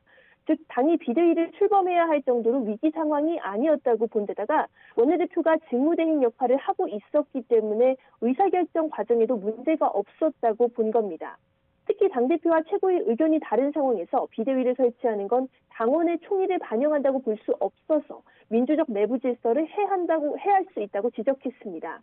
특히 상임 전국위원회가 사실상 비대위 설치를 결정하는 상황이 된 것은 권한 행사의 한계를 벗어나서 당원에 위배된다고도 판단했습니다. 결국 법원은 국민의힘이 당 역할을 상실할 만한 외부적 상황이 아니라 일부 최고위원들이 당을 비대위로 전환하기 위해서 비상 상황을 만들었다고 보는 게 타당하다며 정당 민주주의에 반하는 행동이라고 결론 내렸습니다. 이어서 주 비대위원장이 전당대회를 열어서 새로운 당대표를 선출하게 되면 이 전 대표가 복귀할 수 없게 돼서 회복할 수 없는 손해가 발생할 우려가 있다고 덧붙였습니다. 법원의 이런 결정에 따라 주 비대위원장은 이 전 대표가 낸 본안 판결의 결론이 나올 때까지는 비대위원장의 역할을 할 수가 없게 됩니다. 가처분 신청이 전부 기각될 걸로 보고 비대위 체제 안정화에 초점을 맞춰왔던 국민의힘의 입장에서는 치명적 타격을 입은 셈이라서 앞으로 어떻게 위기 상황을 수습해 나갈지 관심이 쏠립니다. 지금까지 서울 남부지방법원에서 YTN 강민경입니다. 네, 저희가 조금 전에 결정이 나온 거라서 앞으로 전망 그리고 변수들을 좀 짚어보겠습니다. 일단 최근에 윤리위가 이준석 대표를 다시 징계하냐 뭐 이런 것도 거론이 됐었어요. 발언에 대해서. SNS에 올리고 이런 것들 때문에 그럴 가능성 얼마나 있다고 보세요? 일단 정상적인 사고로 볼 때는 그러면 안 되는 거겠죠. 근데 지금 그동안 법원의 판결도 저렇게 내려졌습니다만 그동안 국민의힘의 특히 이제 국민의힘의 주도권을 가진 분들, 뭐 핵관이라는 분들이란 그분들이 너무 거칠었어요. 제가 여러 번 말씀드립니다만 그게 이제 이런 상황까지 온 거예요. 윤리위를 다시 열어서 뭐 이준석 전 대표의 발언을 징계한다? 그건 법원의 판결의 정신과 완전히 위배되는 겁니다. 위배되는 거고 당원권 정지 6개월이 비상 상황이 아니라고 이제 법원이 판결을 한 건데 그래서 비대위를 이제 인정할 수 없다는 거 아니겠어요? 근데 지금 다시 또 윤리위를 열어서 또 징계를 한다고요? 그거는 정치 이기를 포기하는 거죠. 뭐 집권당이다 뭐 야당이다 떠나서 그건 완전히 국민들의 일반 정서와는 위반되는 거예요. 이준석 전 대표의 발언이 수위를 넘었다고 저도 생각하고 그야말로 돌아올 수 없는 강은 스스로가 넘는 것 같긴 해요. 뭐 정치적인 나름의 셈법이 있겠습니다. 그렇다 하더라도 기본적으로 양쪽 세력의 갈등이 부딪힌 지점이었는데 한쪽에서 이제 윤 대통령을 유시한 그 핵심 그룹들의 생각이 이 대표를 몰아내겠다는 게 너무 거칠었어요. 절차도 너무 함부로 했고 이렇게 막 이 논란이 많은 상황으로 비대를 만들어 놓고 연찬회를 하고 이게 전 이해가 안 가는 거예요. 예. 그래서 지지율이 떨어진 거 아니었겠어요? 지금 예. 요즘 또 이제 대통령의 발언이 바뀌고 이래서 민생 행보나 이런 것들 때문에 지지율이 좀 올라오고 있다 하더라도 완전하게 반등세로 돌아섰다고 보기 어렵거든요. 그렇다면 이렇게 왔으니 제가 아까 제로베이스라 말씀드렸는데 완전히 무엇이 잘못된 걸 다시 돌아봐야 돼요. 왜 이게 거친다는 표현을 들어야 되고 예. 그런 비판을 들어야 되는지에 대해서 뭔가 이 절차가 아주 적절치 않았잖아요. 예. 부자연스러웠고 네. 최고위원 사의표명 했던 사람이 다시 돌아와가지고 또 의결하고 뭐 이랬던 거 아니었겠어요. 그리고 당원의 원래 당 대표나 그 최고위원의 기능이 상실될 때 비대가 해야 된다고 그러는데 당 대표는 여전히 있는 건데 예. 사고라고 그 당내에서도 얘기를 했던 거 아니었어요. 예. 거리가 아니고 사고다. 그래서 직무대행을 왔던 거 아니었겠어요. 그렇게 얘기를 하면서 또 다시 비대를 마련하고 이렇게 하는 것들이 결국 법원에 의해서 각하 신청이 내려진 결과거든요. 좀 그래서 이 부분은 정말 국민의힘이 집권 세력이 아직은 얼마 안 됐으니까 정말 제로에서 출발해야 돼요. 네. 그래서 이 갈등 관계도 다시 누군가 구심점이 돼서 양쪽을 좀 진정시키고 그러려면 일정 부분 윤핵관의 전 이선 후퇴가 필요하다. 그래야지 뭔가 이게 정치적으로 해결되는 것이 이걸 계속 법률적으로만 해석할 겁니까? 정치하는 집단에서. 법률적으로 계속 이거 그러니까 다시 비대로 돌아가고 무슨 윤리 징계라고 이거는요 도저히 국민들에게 다가가는 모습이 아니라고 저는 생각합니다. 예. 제로베이스라고 말씀하시는 게 이준석 전 대표 같은 경우는 징계 자체가 잘못됐다는 주장이잖아요. 뭐 이번에 가처분 신청에는 포함되지 않았지만 그러면 정치적으로는 일단 징계 전으로 돌아가야 된다고 보시나요? 근데 다음권 정지를 이제 당내에서 내린 상태니까 그건 갈 수밖에 없겠죠. 그걸 지금 적어도 법률적인 부분과 정치적인 면이 같이 가야 되는 거니까 그걸 되돌릴 기는 없어요. 네. 단지 어쨌든 그건 뭐 시간이 필요한 거니까 그대로 가고 윤핵관 이런 분들과 이준석 대표 측과 이 화해가 필요한데 이 화해를 누가 해내냐 문제예요. 화해를 하려면 뭔가 양쪽이 양보를 해야 될 거 아니에요. 그럼 윤핵관들이 이선 후퇴가 좀 어느 정도 전제되고 그럼 뭐 대통령의 메시지도 좋고 여러 가지 방법이 있다고 저는 생각해요. 네. 이 전 대표도 다음권 정지 받아들이면서 더 이상 이런 행위를 하지 않고 발언 같은 거. 그러니까 차차 이제 아무러져야 되는 거겠죠. 그게 정치 아니겠어요. 예. 네. 또 다른 변수라고 한다면 경찰 수사도 있을 것 같아요. 그렇죠. 지켜봐야 될 것 같은데. 저는 이제 지금 이 상황의 위기 상황에서 국민의힘이 어떻게 돌파하느냐가 저는 굉장히 중요한 터닝 포인트가 된다고 생각하는데요. 네. 일각에서 우려하는 것처럼 판사가 역시 우리 법연구회 출신이니까 이건 너무 일방적이다라고 판사를 비난하거나 예. 예전에 우리가 조국 사건 재판이나 김경수 드루킹 재판에서 민주당의 그런 강성 팬덤들의 비판을 많이 보지 않았습니까? 만약에 우리 당 지지자들이나 우리 당 지도부 일각에서 그런 식으로 대응하는 건 저는 자멸의 길로 간다고 생각합니다. 예. 법원의 판단은 그대로 존중해서 예. 받아들여야 되고요. 그리고 그 이후에 이 상황을 또 밀어붙이기 위해서 예. 윤리를 다시 열어서 뭐 추가 징계를 한다든지 예. 지금 말씀하신 것처럼 경찰은 뭐 경찰에 스스로 알아서 수사를 하겠습니다만 경찰 수사 결과에 따라서 기소가 되면 기소되면 사실은 또 직무정지가 또 되기 때문에 예. 또 그렇게 해서 뭐 이걸 연장한다든지 이렇게 하려는 의도가 있는 또 정치적 행위를 획책한다고 한다면 제가 볼 때 국민의힘은 다시 국민의 어떤 지지를 받기는 굉장히 어려운 상황이 될 거라고 보고요. 예. 제 개인적인 생각입니다만 이 상황에서는 국민의힘은 그동안에 이준석 대표와 윤핵관 사이에 이 끝도 밑도 없는 이 싸움을 중단하고 저는 이 대목에서는 대통령이 나서야 한다고 생각합니다. 예. 대통령이 어제 연찬에 가서 그렇게 의원들과 화기애애하실 수 있는 능력이 계시다면 이준석 대표와 만나서 물론 비공개로 만날 수도 있고요. 예. 만나서 그동안에 쌓인 앙금을 풀고 서로 간에 하고 싶은 말도 좀 하고 싸울 거 있으면 싸우고 예. 그렇지만 같이 가야 된다는 운명 공동체라고 하는 생각이 있다고 한다면 지금 이 상황에서 이준석을 내팽길 수 있는 방법이 지금 없지 않습니까? 그렇다고 한다면 이준석 대표도 변화할 거죠. 변화하고 네. 대통령도 이준석 대표를 끌어안고 가는 방식으로 저는 정치적 어떤 이 화해의 어떤 방식을 통해서 이 문제를 풀 수 있지 다시 또 법원의 판결을 내린 판사에 대해서 비난을 하거나 아니면 다시 법원 판결을 전제한 상태에서 또다시 그러면 비대를 꾸리거나 또다시 비상상황을 규정하거나 또다시 윤리를 열거나 뭐 이런 식으로 해서 이준석 대표를 몰아내려고 한다는 것은 제가 볼 때 굉장히 위험한 행동이라고 예. 생각합니다. 이번 법원의 판단으로 사실 이준석 전 대표는 본인한테 유리한 판이 짜여졌다고 생각할 것 같아요. 여기서 대통령이 만나자고 하면 만날 수 있을까요? 만나자고 하는 그게 전제가 돼야 되겠죠. 근데 만나자고 만약에 대통령이 하면 만나야 되는 거죠. 예. 이 정치라는 건 이게 법하고 달라가지고 일단 아무리 원수고 도저히 그 등을 진 사이라 하더라도 만날 수 있는 게 정치예요. 예. 그래서 정치를 우리가 흔히 뭐 다 하는 말입니다만 가능의 예술이라고 얘기하는 거 아니겠어요? 법률적으로 도저히 안 되는 거를 해내는 게 정치거든요. 그게 정치의 그 위대함이기도 하고 그래서 정치의 묘미이기도 하고 정치의 매력이기도 한 거예요. 그럼 대통령도 그동안 여러 가지 뭐 이제 뭐 윤핵관들과 해서 뭐 체리 따봉인지 뭐 이런 게 있었잖아요. 예. 그렇다 하더라도 또 만날 수 있는 거예요. 얼마든지 상황이 이렇게 됐으니까 또 살아야 될 거 아니겠어요? 국민의힘 집권당으로서. 예. 그럼 대통령 손 내밀면은 만나야죠. 그럼 어떻게 하겠습니까? 만나지 않는데 만나지 않으면 그때 모든 비판은 이제 이준석 대표가 안을 수밖에 없는 거죠. 예. 저는 그래서 뭔가 포용과 관용, 그릇 이런 것들이 정치에 큰 힘이 될 수 있어요. 근데 우리나라 정치들이 대체로 보면은 그런 게 대단히 부족해요. 포용하고 관용하고 양보하고 이런 거. 예. 그릇, 커다란 그릇 같은 그런 게 과거에 삼김 정치에서는 그런 게 좀 있었는데 커다란 구심점이나 커다란 통합의 리더십 이런 게 잘 안 보인다는 거예요. 요즘 통합 얘기가 아예 사라졌어요, 정치권에서. 예. 그렇게 통합 얘기를 많이들 하다가 예. 아예 통합 협치 얘기는 잘 들리지도 않아요. 선거할 때 많이 나왔죠. 선거할 때 많이 나오다가 지금 법률, 법원의 판단에 정치를 완전히 법원의 저희 사법적인 잣대에 종속시키는 걸 왜 스스로 자초하냐 이런 얘기입니다. 예, 알겠습니다. 일단 뭐 윤석열 대통령과 만날지 이 부분에도 앞으로 또 관심이 집중되지 않을까 싶습니다. 오늘 두 분 말씀 여기서 마무리하겠습니다. 최창열 용인대 교수, 김근식 경남대 교수 두 분과 함께했습니다. 고맙습니다. 고맙습니다. 네, 고맙습니다.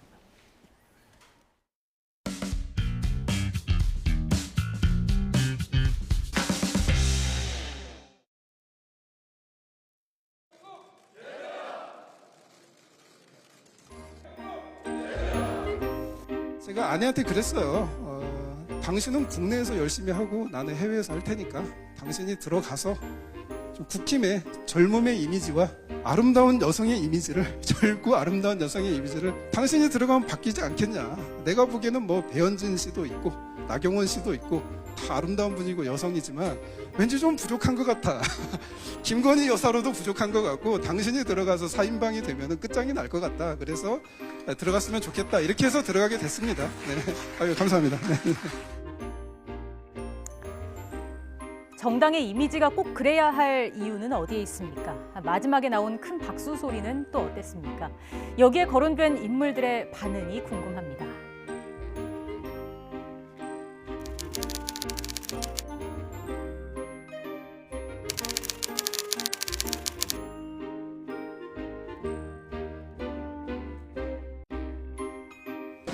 첫 번째 강연에서 이지성 작가가 한 발언이었던 문제가 되고 있는데요.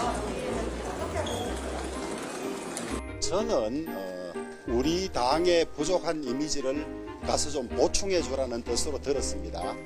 그런데 앞뒤를 자세히 보니까 또 오해할 만하고 또 적절하지 않은 부분도 없지 않은 것 같아서 유감으로 생각합니다. 당사자들에게는 SNS로 사과했습니다. 우리가 자주 봤던 가정법 또는 조건부 사과입니다. 다시 돌아가서 그 발언이 있던 자리, 연찬회가 왜 마련됐는지 되새겨보겠습니다. 우리 연찬형 우리 원수한테 아이돌 아니야? 왜 그래요? 이제 오랜만에 같이 뭐라고 왔잖아요. 너무 열심히 하고 또 성유리 가서 파라메가 있는데 토론 열심히 하고 그렇게 하겠습니다.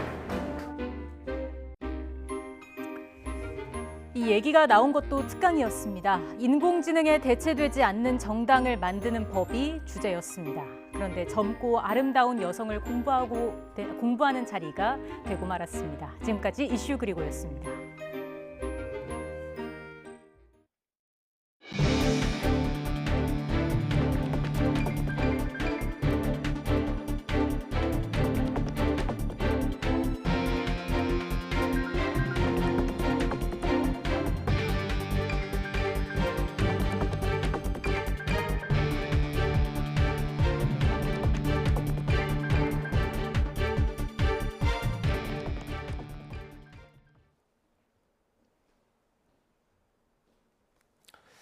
법원의 이준석 전 대표가 당 비상대책위원회 전원에 반발하며 제출한 효력정지 가처분 신청을 받아들여 주호영 비대위원장의 직무 집행을 정지하라고 결정했습니다.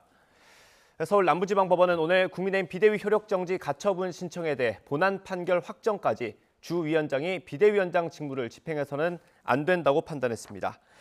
법원은 이준석 전 대표가 6개월 당원권 정지 징계를 받았더라도 당대표 권리에 해당하지 않고 원내대표가 직무대행 역할을 수행해 비상 상황에 해당하지 않는다고 판단했습니다. 앞서 이 전 대표는 당 비대위와 주 비대위원장의 효력을 정지해달라며 법원에 가처분 신청을 냈습니다. 전남도청 간부 공무원과 정부 산하기관 지역본부장이 성추행을 저질렀다는 의혹이 제기돼 경찰이 수사에 착수했습니다. 피해자는 단골 손님들로부터 수개월 동안 성희롱 발언과 성추행을 당했다며 고소장을 냈습니다. 오선열 기자입니다. 식당 계산대 앞에 두 남성이 모여 있습니다. 50대 남성 A씨가 계산하는 여성을 손으로 찌르고 옆으로 다가가자 여성은 밀치는 듯한 모습을 보입니다. 흰색 옷을 입은 70대 남성 B씨는 여성 하반신을 두세 차례 찌르듯이 만지고 A씨가 그 사이로 다시 끼어듭니다. 갑자기 이 엉덩이 서 있다가 엉덩이를 한번 탁 때리더만은 다시 한번 그 밑으로 손을 넣어가지고 그랬을 때 있어. 이러더만 자기가 엉덩이로 다시 자기 엉덩이를 돌려가지고 또 아래다가 비비는 거예요. 그래서 제가 밀었어요. 화가 난 여성은 경찰에 신고하고 A씨를 식당 밖으로 데리고 나가 항의합니다. 다시 식당으로 들어온 A씨는 다른 손님들과도 시비가 붙어 식당이 난장판으로 변했습니다. 갑자기 욕을 하면서 저희들한테 반말하고 욕하고 피해 여성분이 손을 바들바들 떠는쓰고 막 울고 막 이런 그런 상황이었어요. 피해 여성은 코로나19 영업 규제로 한때 문을 닫거나 경제적 어려움을 겪고 있었기에 단골 손님인 A씨 일행의 성희롱 발언이나 신체적 접촉을 참아왔습니다. 하지만 지속적인 추행의 결국 식당 문을 닫고 안정제까지 복용하고 있습니다. 암흑이었어요. 이제 9시 영업제한까지 걸리니까 직원도 없이 혼자 하죠. 그러다 보니 이제 이 사람들은 왕이 돼버린 거예요. 그러면서 이게 막 그 엉덩이도 때리고 이런 상황이 오는 거예요. 은행에 이자, 원금 이런 게 이제 달달이 맞춰나가 그 시간들이 너무 비참했죠. 그걸. 피해 여성은 지난달 A씨와 B씨를 모욕죄와 성추행 혐의로 경찰에 고소장을 접수했습니다. 알고 보니 A씨는 전남도청 현직 간부공무원, B씨는 전남도청에서 퇴임 후 농림축산식품부 산하공공기관 지역본부장을 지내고 있었습니다. B씨는 취재진에게 술에 취해 기억이 나지 않는다고 밝혔습니다. 하지만 A씨는 재작년부터 해당 식당을 다녔던 B씨와 달리 자신은 올해 초부터 다녔다며 피해 여성에게 신체적 접촉이나 성희롱 발언은 하지 않았다고 호소했습니다. 나는 올 2월 달에 합류를 해갖고 한 달 하더만 갔는데 그런 적도 한 번도 없었어요. 좀 그 액션을 이제 하셨죠. 진실 밝히기 위해서 이렇게 지금 몇 편을 선임하고. 최근 피해자 조사를 마친 경찰은 A씨 일행에 대해 강제추행 혐의로 본격적인 조사에 나섰습니다. YTN 오승열입니다.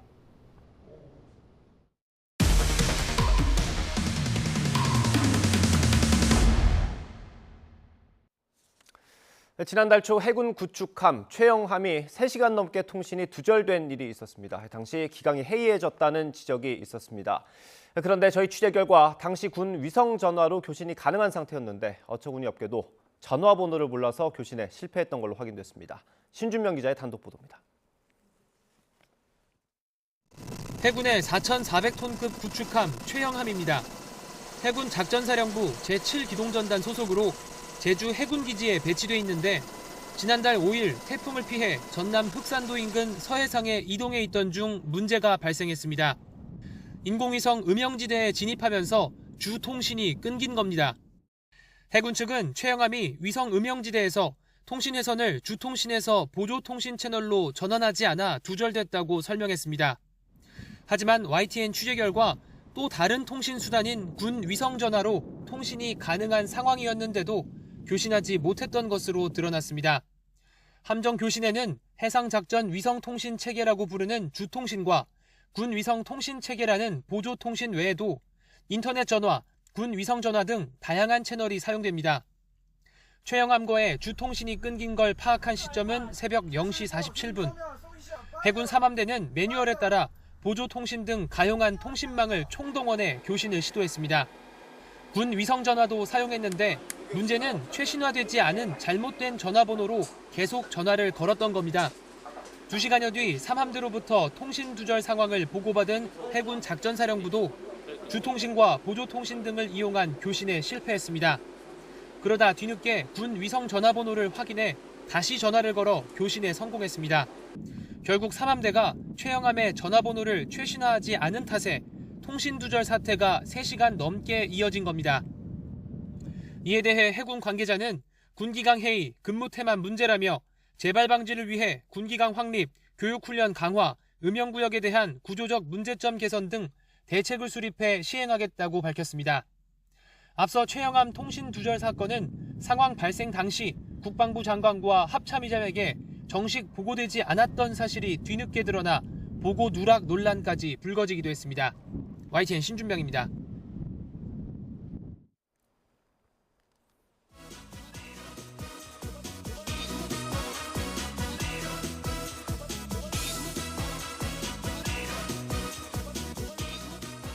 네, 이 음악 대부분 아실 겁니다. 1990년대 신나는 음악으로 우리를 즐겁게 했던 클론의 강원래 씨가 아바타로 다시 무대에 섰습니다. 네, 마음이 울적하고 답답할 때마다 찾았던 이 노래 직접 들어보기 위해서 스튜디오로 모셨습니다. 아바 강원래 그리고 박상현 앵커 나와주시죠.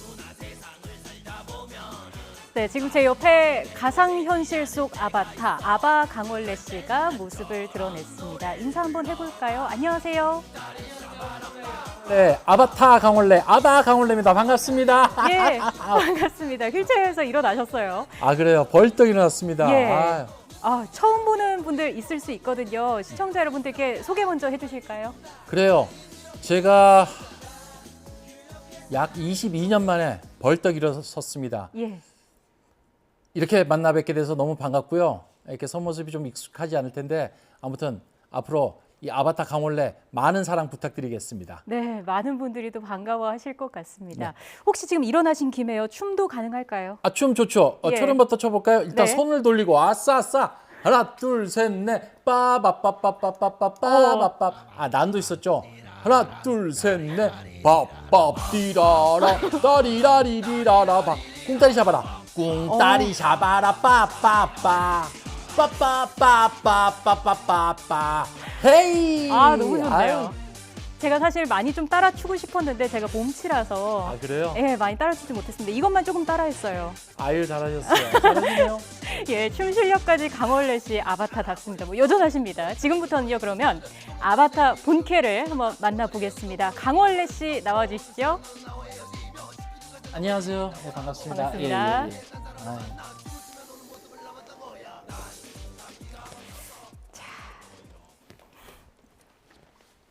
네, 지금부터는 이제 앉아서 진행을 해보도록 네네, 하겠습니다. 그래요. 네. 강원래 씨 아바타 보셨는데 기분이 어떠셨나요? 일단은 약간 좀 어색하긴 어색하지만 일단은 팔다리가 자유롭게 움직이는 모습에 있어서 22년 동안 휠체어에 의지했던 저에게 뭔가 새로운 삶의 활력소를 주는 것 같아서 너무 기분이 좋습니다. 그러게요. 네. 이걸 처음에 생각하게 된 계기가 있을 것 같아요. 일단 이 아바타라는 영화가 2009년도에 상영이 됐었는데 지금 시대보다 150년 후에 세계를 그렸단 말이죠. 네. 근데 영화를 보는데 휠체어가 나와요. 휠체어 탄 사람이. 그래서 100년 후에도 나는 휠체어를 타야 되는구나 하고 뭔가 한숨을 내쉬었을 때 아바타를 통해서 벌떡 일어나서 뛰어가는 모습을 보면서 굉장히 좀 마음속으로 눈물을 흘렸거든요. 예. 그래서 나도 언젠가는 아바타를 통해서 다시 일어날 수 있는 그런 마음을 가질 수 있을까?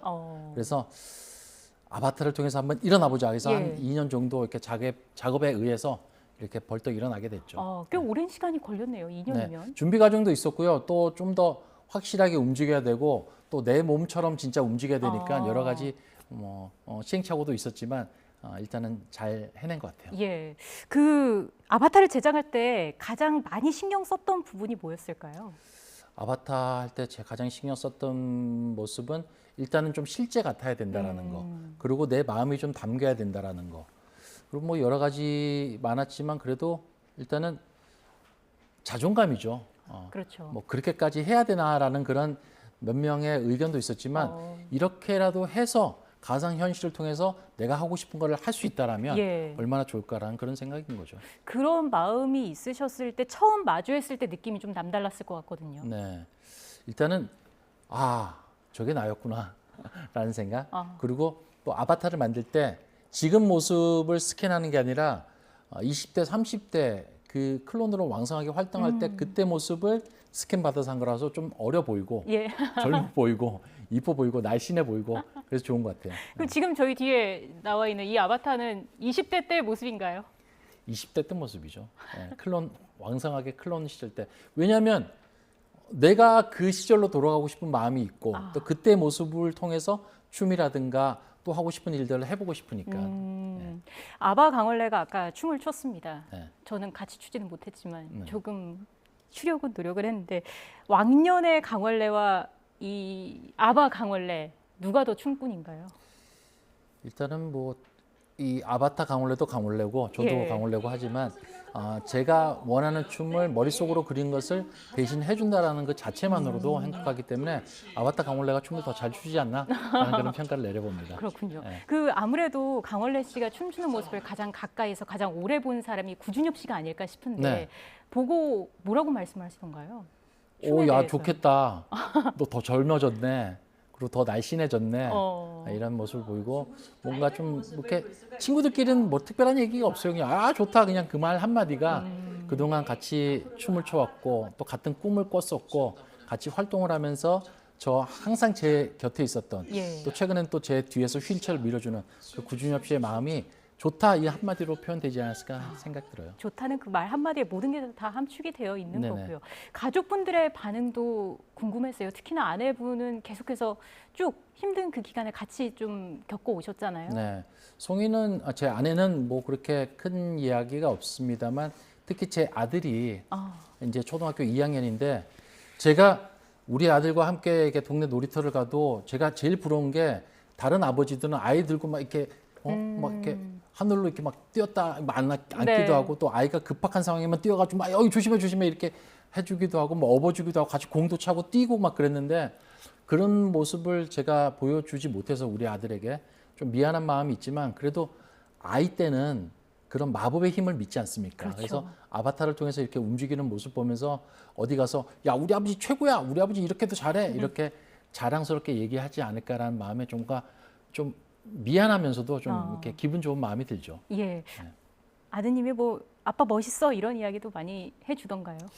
요즘 들어서 아빠 라면 끓여주세요라는 얘기 나는데 그 말 한마디가 저한테는 굉장히 고마운 거예요. 나한테 뭘 부탁을 하는구나. 예. 내가 항상 누구한테 부탁을 하는 마음이었는데 이제는 아들이 나에게 뭔가 부탁을 했을 때 내가 해낼 수 있다. 뭐 아들한테 칭찬을 받는구나 그런 기분이 들어서 굉장히 기분 좋죠. 그렇군요. 앞서 구준엽 씨가 너무 좋다 이런 얘기 하셨다고 말씀을 해주셨는데 네. 혹시 같이 무대에 서도 되겠다 이런 이야기도 했을까요? 슬슬 좀 생각은 해보고 있어요. 구준엽 씨하고 저하고 제가 이제 교통사고 나서 휠체어를 타게 된 지 벌써 22년이 지났거든요. 20년 전에 2002년 월드컵이 있었거든요. 그때 그렇죠. 구준엽이랑 같이 월드컵송을 무대에서 못 불렀단 말이죠. 올해 월드컵 있지 않습니까? 그렇네요. 그때 아바타 강원래, 또 구준엽, 실제 강원래 이렇게 셋이 한 4명이서 또 아바타 구준엽도 있을 수 예, 있을까? 예. 함께 올라가지고 월드컵송을 신나게 부르는 그런 마법이 생기지 않을까? 또 그런 무대가 만들어지지 않을까? 생각만 해보는데 상상만으로도 이루어질 수 있는 게 가장 현실이니까 그렇죠. 꼭 이루고 싶습니다. 아바 구준엽 괜찮은 것 같은데요. 그럼 실제로 얘기를 나누신 건가요? 제 생각인데요. 구준엽도 구준엽이 가상현실을 통해서 이루고 싶은 꿈이 있을 거 아니에요. 그렇죠. 그 모습을 이룬 구준엽과 내가 꿈을 꾸는 그런 가상현실의 강원래와 네. 실제 구준엽 강원래가 함께해서 무대를 만든다면 더 멋진 무대가 되지 않을까.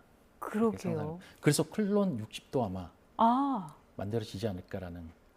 하나씩 만들어가지고 만들어 놓고 이제 얘기를 해야 되는데 그렇게 질문하시면 좀 약간 대답하기가 좀 그래요. 그렇네요. 네. 아바 강원래 뭐 이제 시작입니다. 네. 뭐 아바 강원래와 또 하고 싶은 일들도 많이 있을 것 같아요. 그리고 이제 며칠 안 남았습니다. 9월 초에 대한민국에 있는 실력 있는 장인 화가들이 모여서 네. 아트페어도 그 화가로서 또 강원래로 활동하고 싶고 또 학교에서 학생들을 가리키는 선생 강원래로 활동하고 싶고 또 이 아바타를 통해서 많은 사람들의 꿈을 이루어가는 예능 예. 프로그램이 있거든요.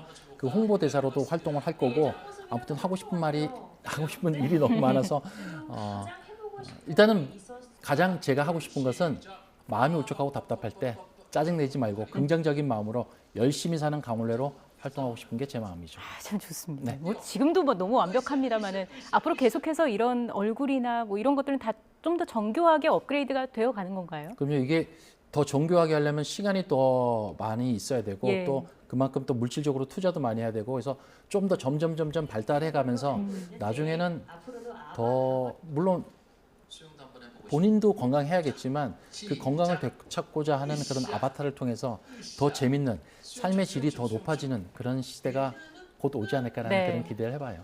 알겠습니다. 마지막으로요. 아바 강원래를 통해서 전하고 싶은 이야기가 있으시다면 한 말씀 해주시죠. 그래요. 아까도 말씀드렸지만 요즘 막 힘들다 그런 얘기 많이 하시잖아요. 저 강원래 그동안 몸도 힘들고 마음도 굉장히 많이 힘들었어요. 하지만 그래도 꽁다리 잡아라를 불렀듯이 마음이 울적하고 답답할 때 희망을 가졌거든요. 희망을 가지는 여러분 되시고 앞으로 더 좋은 삶, 재밌는 삶을 즐길 수 있는 여러분이 되시길 이 강원래가 응원하겠습니다. 네, 고맙습니다. 아바 강원래 씨에게 있어서는 또 가수 생활의 새로운 전환점이 되지 않을까라는 생각도 듭니다. 열심히 하겠습니다. 네, 많이 응원을 하겠습니다. 네. 지금까지 강원래 씨와 이야기 나눴습니다. 고맙습니다. 네, 고맙습니다.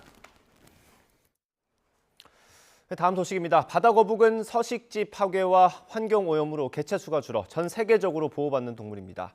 우리나라도 바다거북을 보호하고 개체수를 늘리기 위한 노력을 하고 있습니다. 고재영 기자의 보도입니다. 모래 위에 놓인 바다거북이 바다를 향해 힘차게 기어갑니다. 이번에 방류된 바다거북은 모두 6마리. 혼액되거나 다쳐 구조된 뒤 치료받은 푸른 바다거북과 붉은 바다거북 등 3마리와 인공 부화로 태어난 메부리 바다거북 3마리입니다. 바다거북 방류 행사는 해양생물 보호를 위해 지난 2017년부터 제주 중문색달 해변에서 매년 이어져 오고 있습니다. 이번 방류 행사는 국제적인 멸종위기종이자 해양보호생물인 바다거북의 보호를 위해서 개최하게 되었습니다. 중문색달해변은 지난 2007년 국내에서 마지막으로 바다거북의 산란이 확인된 곳으로 방류된 바다거북이 서식지인 태평양으로 돌아가기가 쉽습니다. 바다거북 등에는 위치 추적 장치를 달아 이동 경로 등 소중한 생태 정보를 알 수 있습니다. 지난 2020년 방류된 어린 푸른 바다거북 1마리가 베트남 동쪽 해안까지 이동해 정착한 게 확인되기도 했습니다. 전 세계적으로 서식하는 바다거북은 7종으로 환경오염과 서식지 파괴 등으로 모두 멸종위기에 있습니다. 우리나라는 국내 연안에 서식하는 5종을 해양보호생물로 지정해 보호하고 바다거북 개체수를 늘리기 위한 인공증식 연구도 꾸준히 하고 있습니다. 아쿠아리움에서 번식한 바다거북을 국내 해수욕장에서 이제 방류를 하게 되면 그 바다거북들이 저희 산란장, 그러니까 국내 산란장으로 돌아올 수 있는 가능성이 있습니다. 다만 방류된 바다거북 중 국내에서 산란한 경우는 아직 없습니다. 방류한 바다거북이 다시 우리나라 해변으로 돌아와 산란하는 것이 방류 행사의 목적인 만큼 서식지 환경을 조성하는 것이 중요해졌습니다. YTN 고재영입니다. 네, 서울은 보시는 것처럼 파란 하늘이 함께하고 있습니다. 오늘은 맑은 날씨 속에 다시 낮더위가 나타나겠는데요. 현재 서울 기온은 27.3도 정도지만 앞으로 기온은 2도 정도 더 올라서 다소 덥게 느껴지겠습니다. 다만 해가 지면 다시 선선해지니까요. 일교차에 유의해 주시기 바랍니다. 오늘은 전국적으로 맑은 하늘이 함께하고 있습니다. 공기도 깨끗해 미세먼지 걱정도 없는데요. 다만 낮 동안 대부분 지역에서 기온이 30도 안팎까지 오르면서 늦더위가 나타나겠습니다. 오늘 서울과 광주, 대구의 한낮 기온 모두 29도로 어제보다 2에서 5도가량 높겠습니다. 토요일인 내일과 일요일에도 비 소식 없이 맑은 날씨가 이어지면서 야외 활동하기 좋겠습니다. 다만 일요일 서울 아침 기온이 17도까지 떨어지는 등 아침에는 제법 쌀쌀하겠고요. 한낮에는 기온이 10도 가까이 오르면서 일교차가 크게 벌어지겠습니다. 오늘은 전국 대부분 지역에서 자외선이 무척 강하게 내리쬐고 있습니다. 외출하실 때는 자외선 차단들을 꼼꼼히 덧발라주시고요. 모자나 양산도 챙겨 나오시는 게 좋겠습니다. 지금까지 YTN 윤수빈입니다. 이상으로 뉴스 앤 이슈 마치겠습니다. 잠시 뒤에 더 뉴스가 방송됩니다. 시청해주신 여러분 고맙습니다.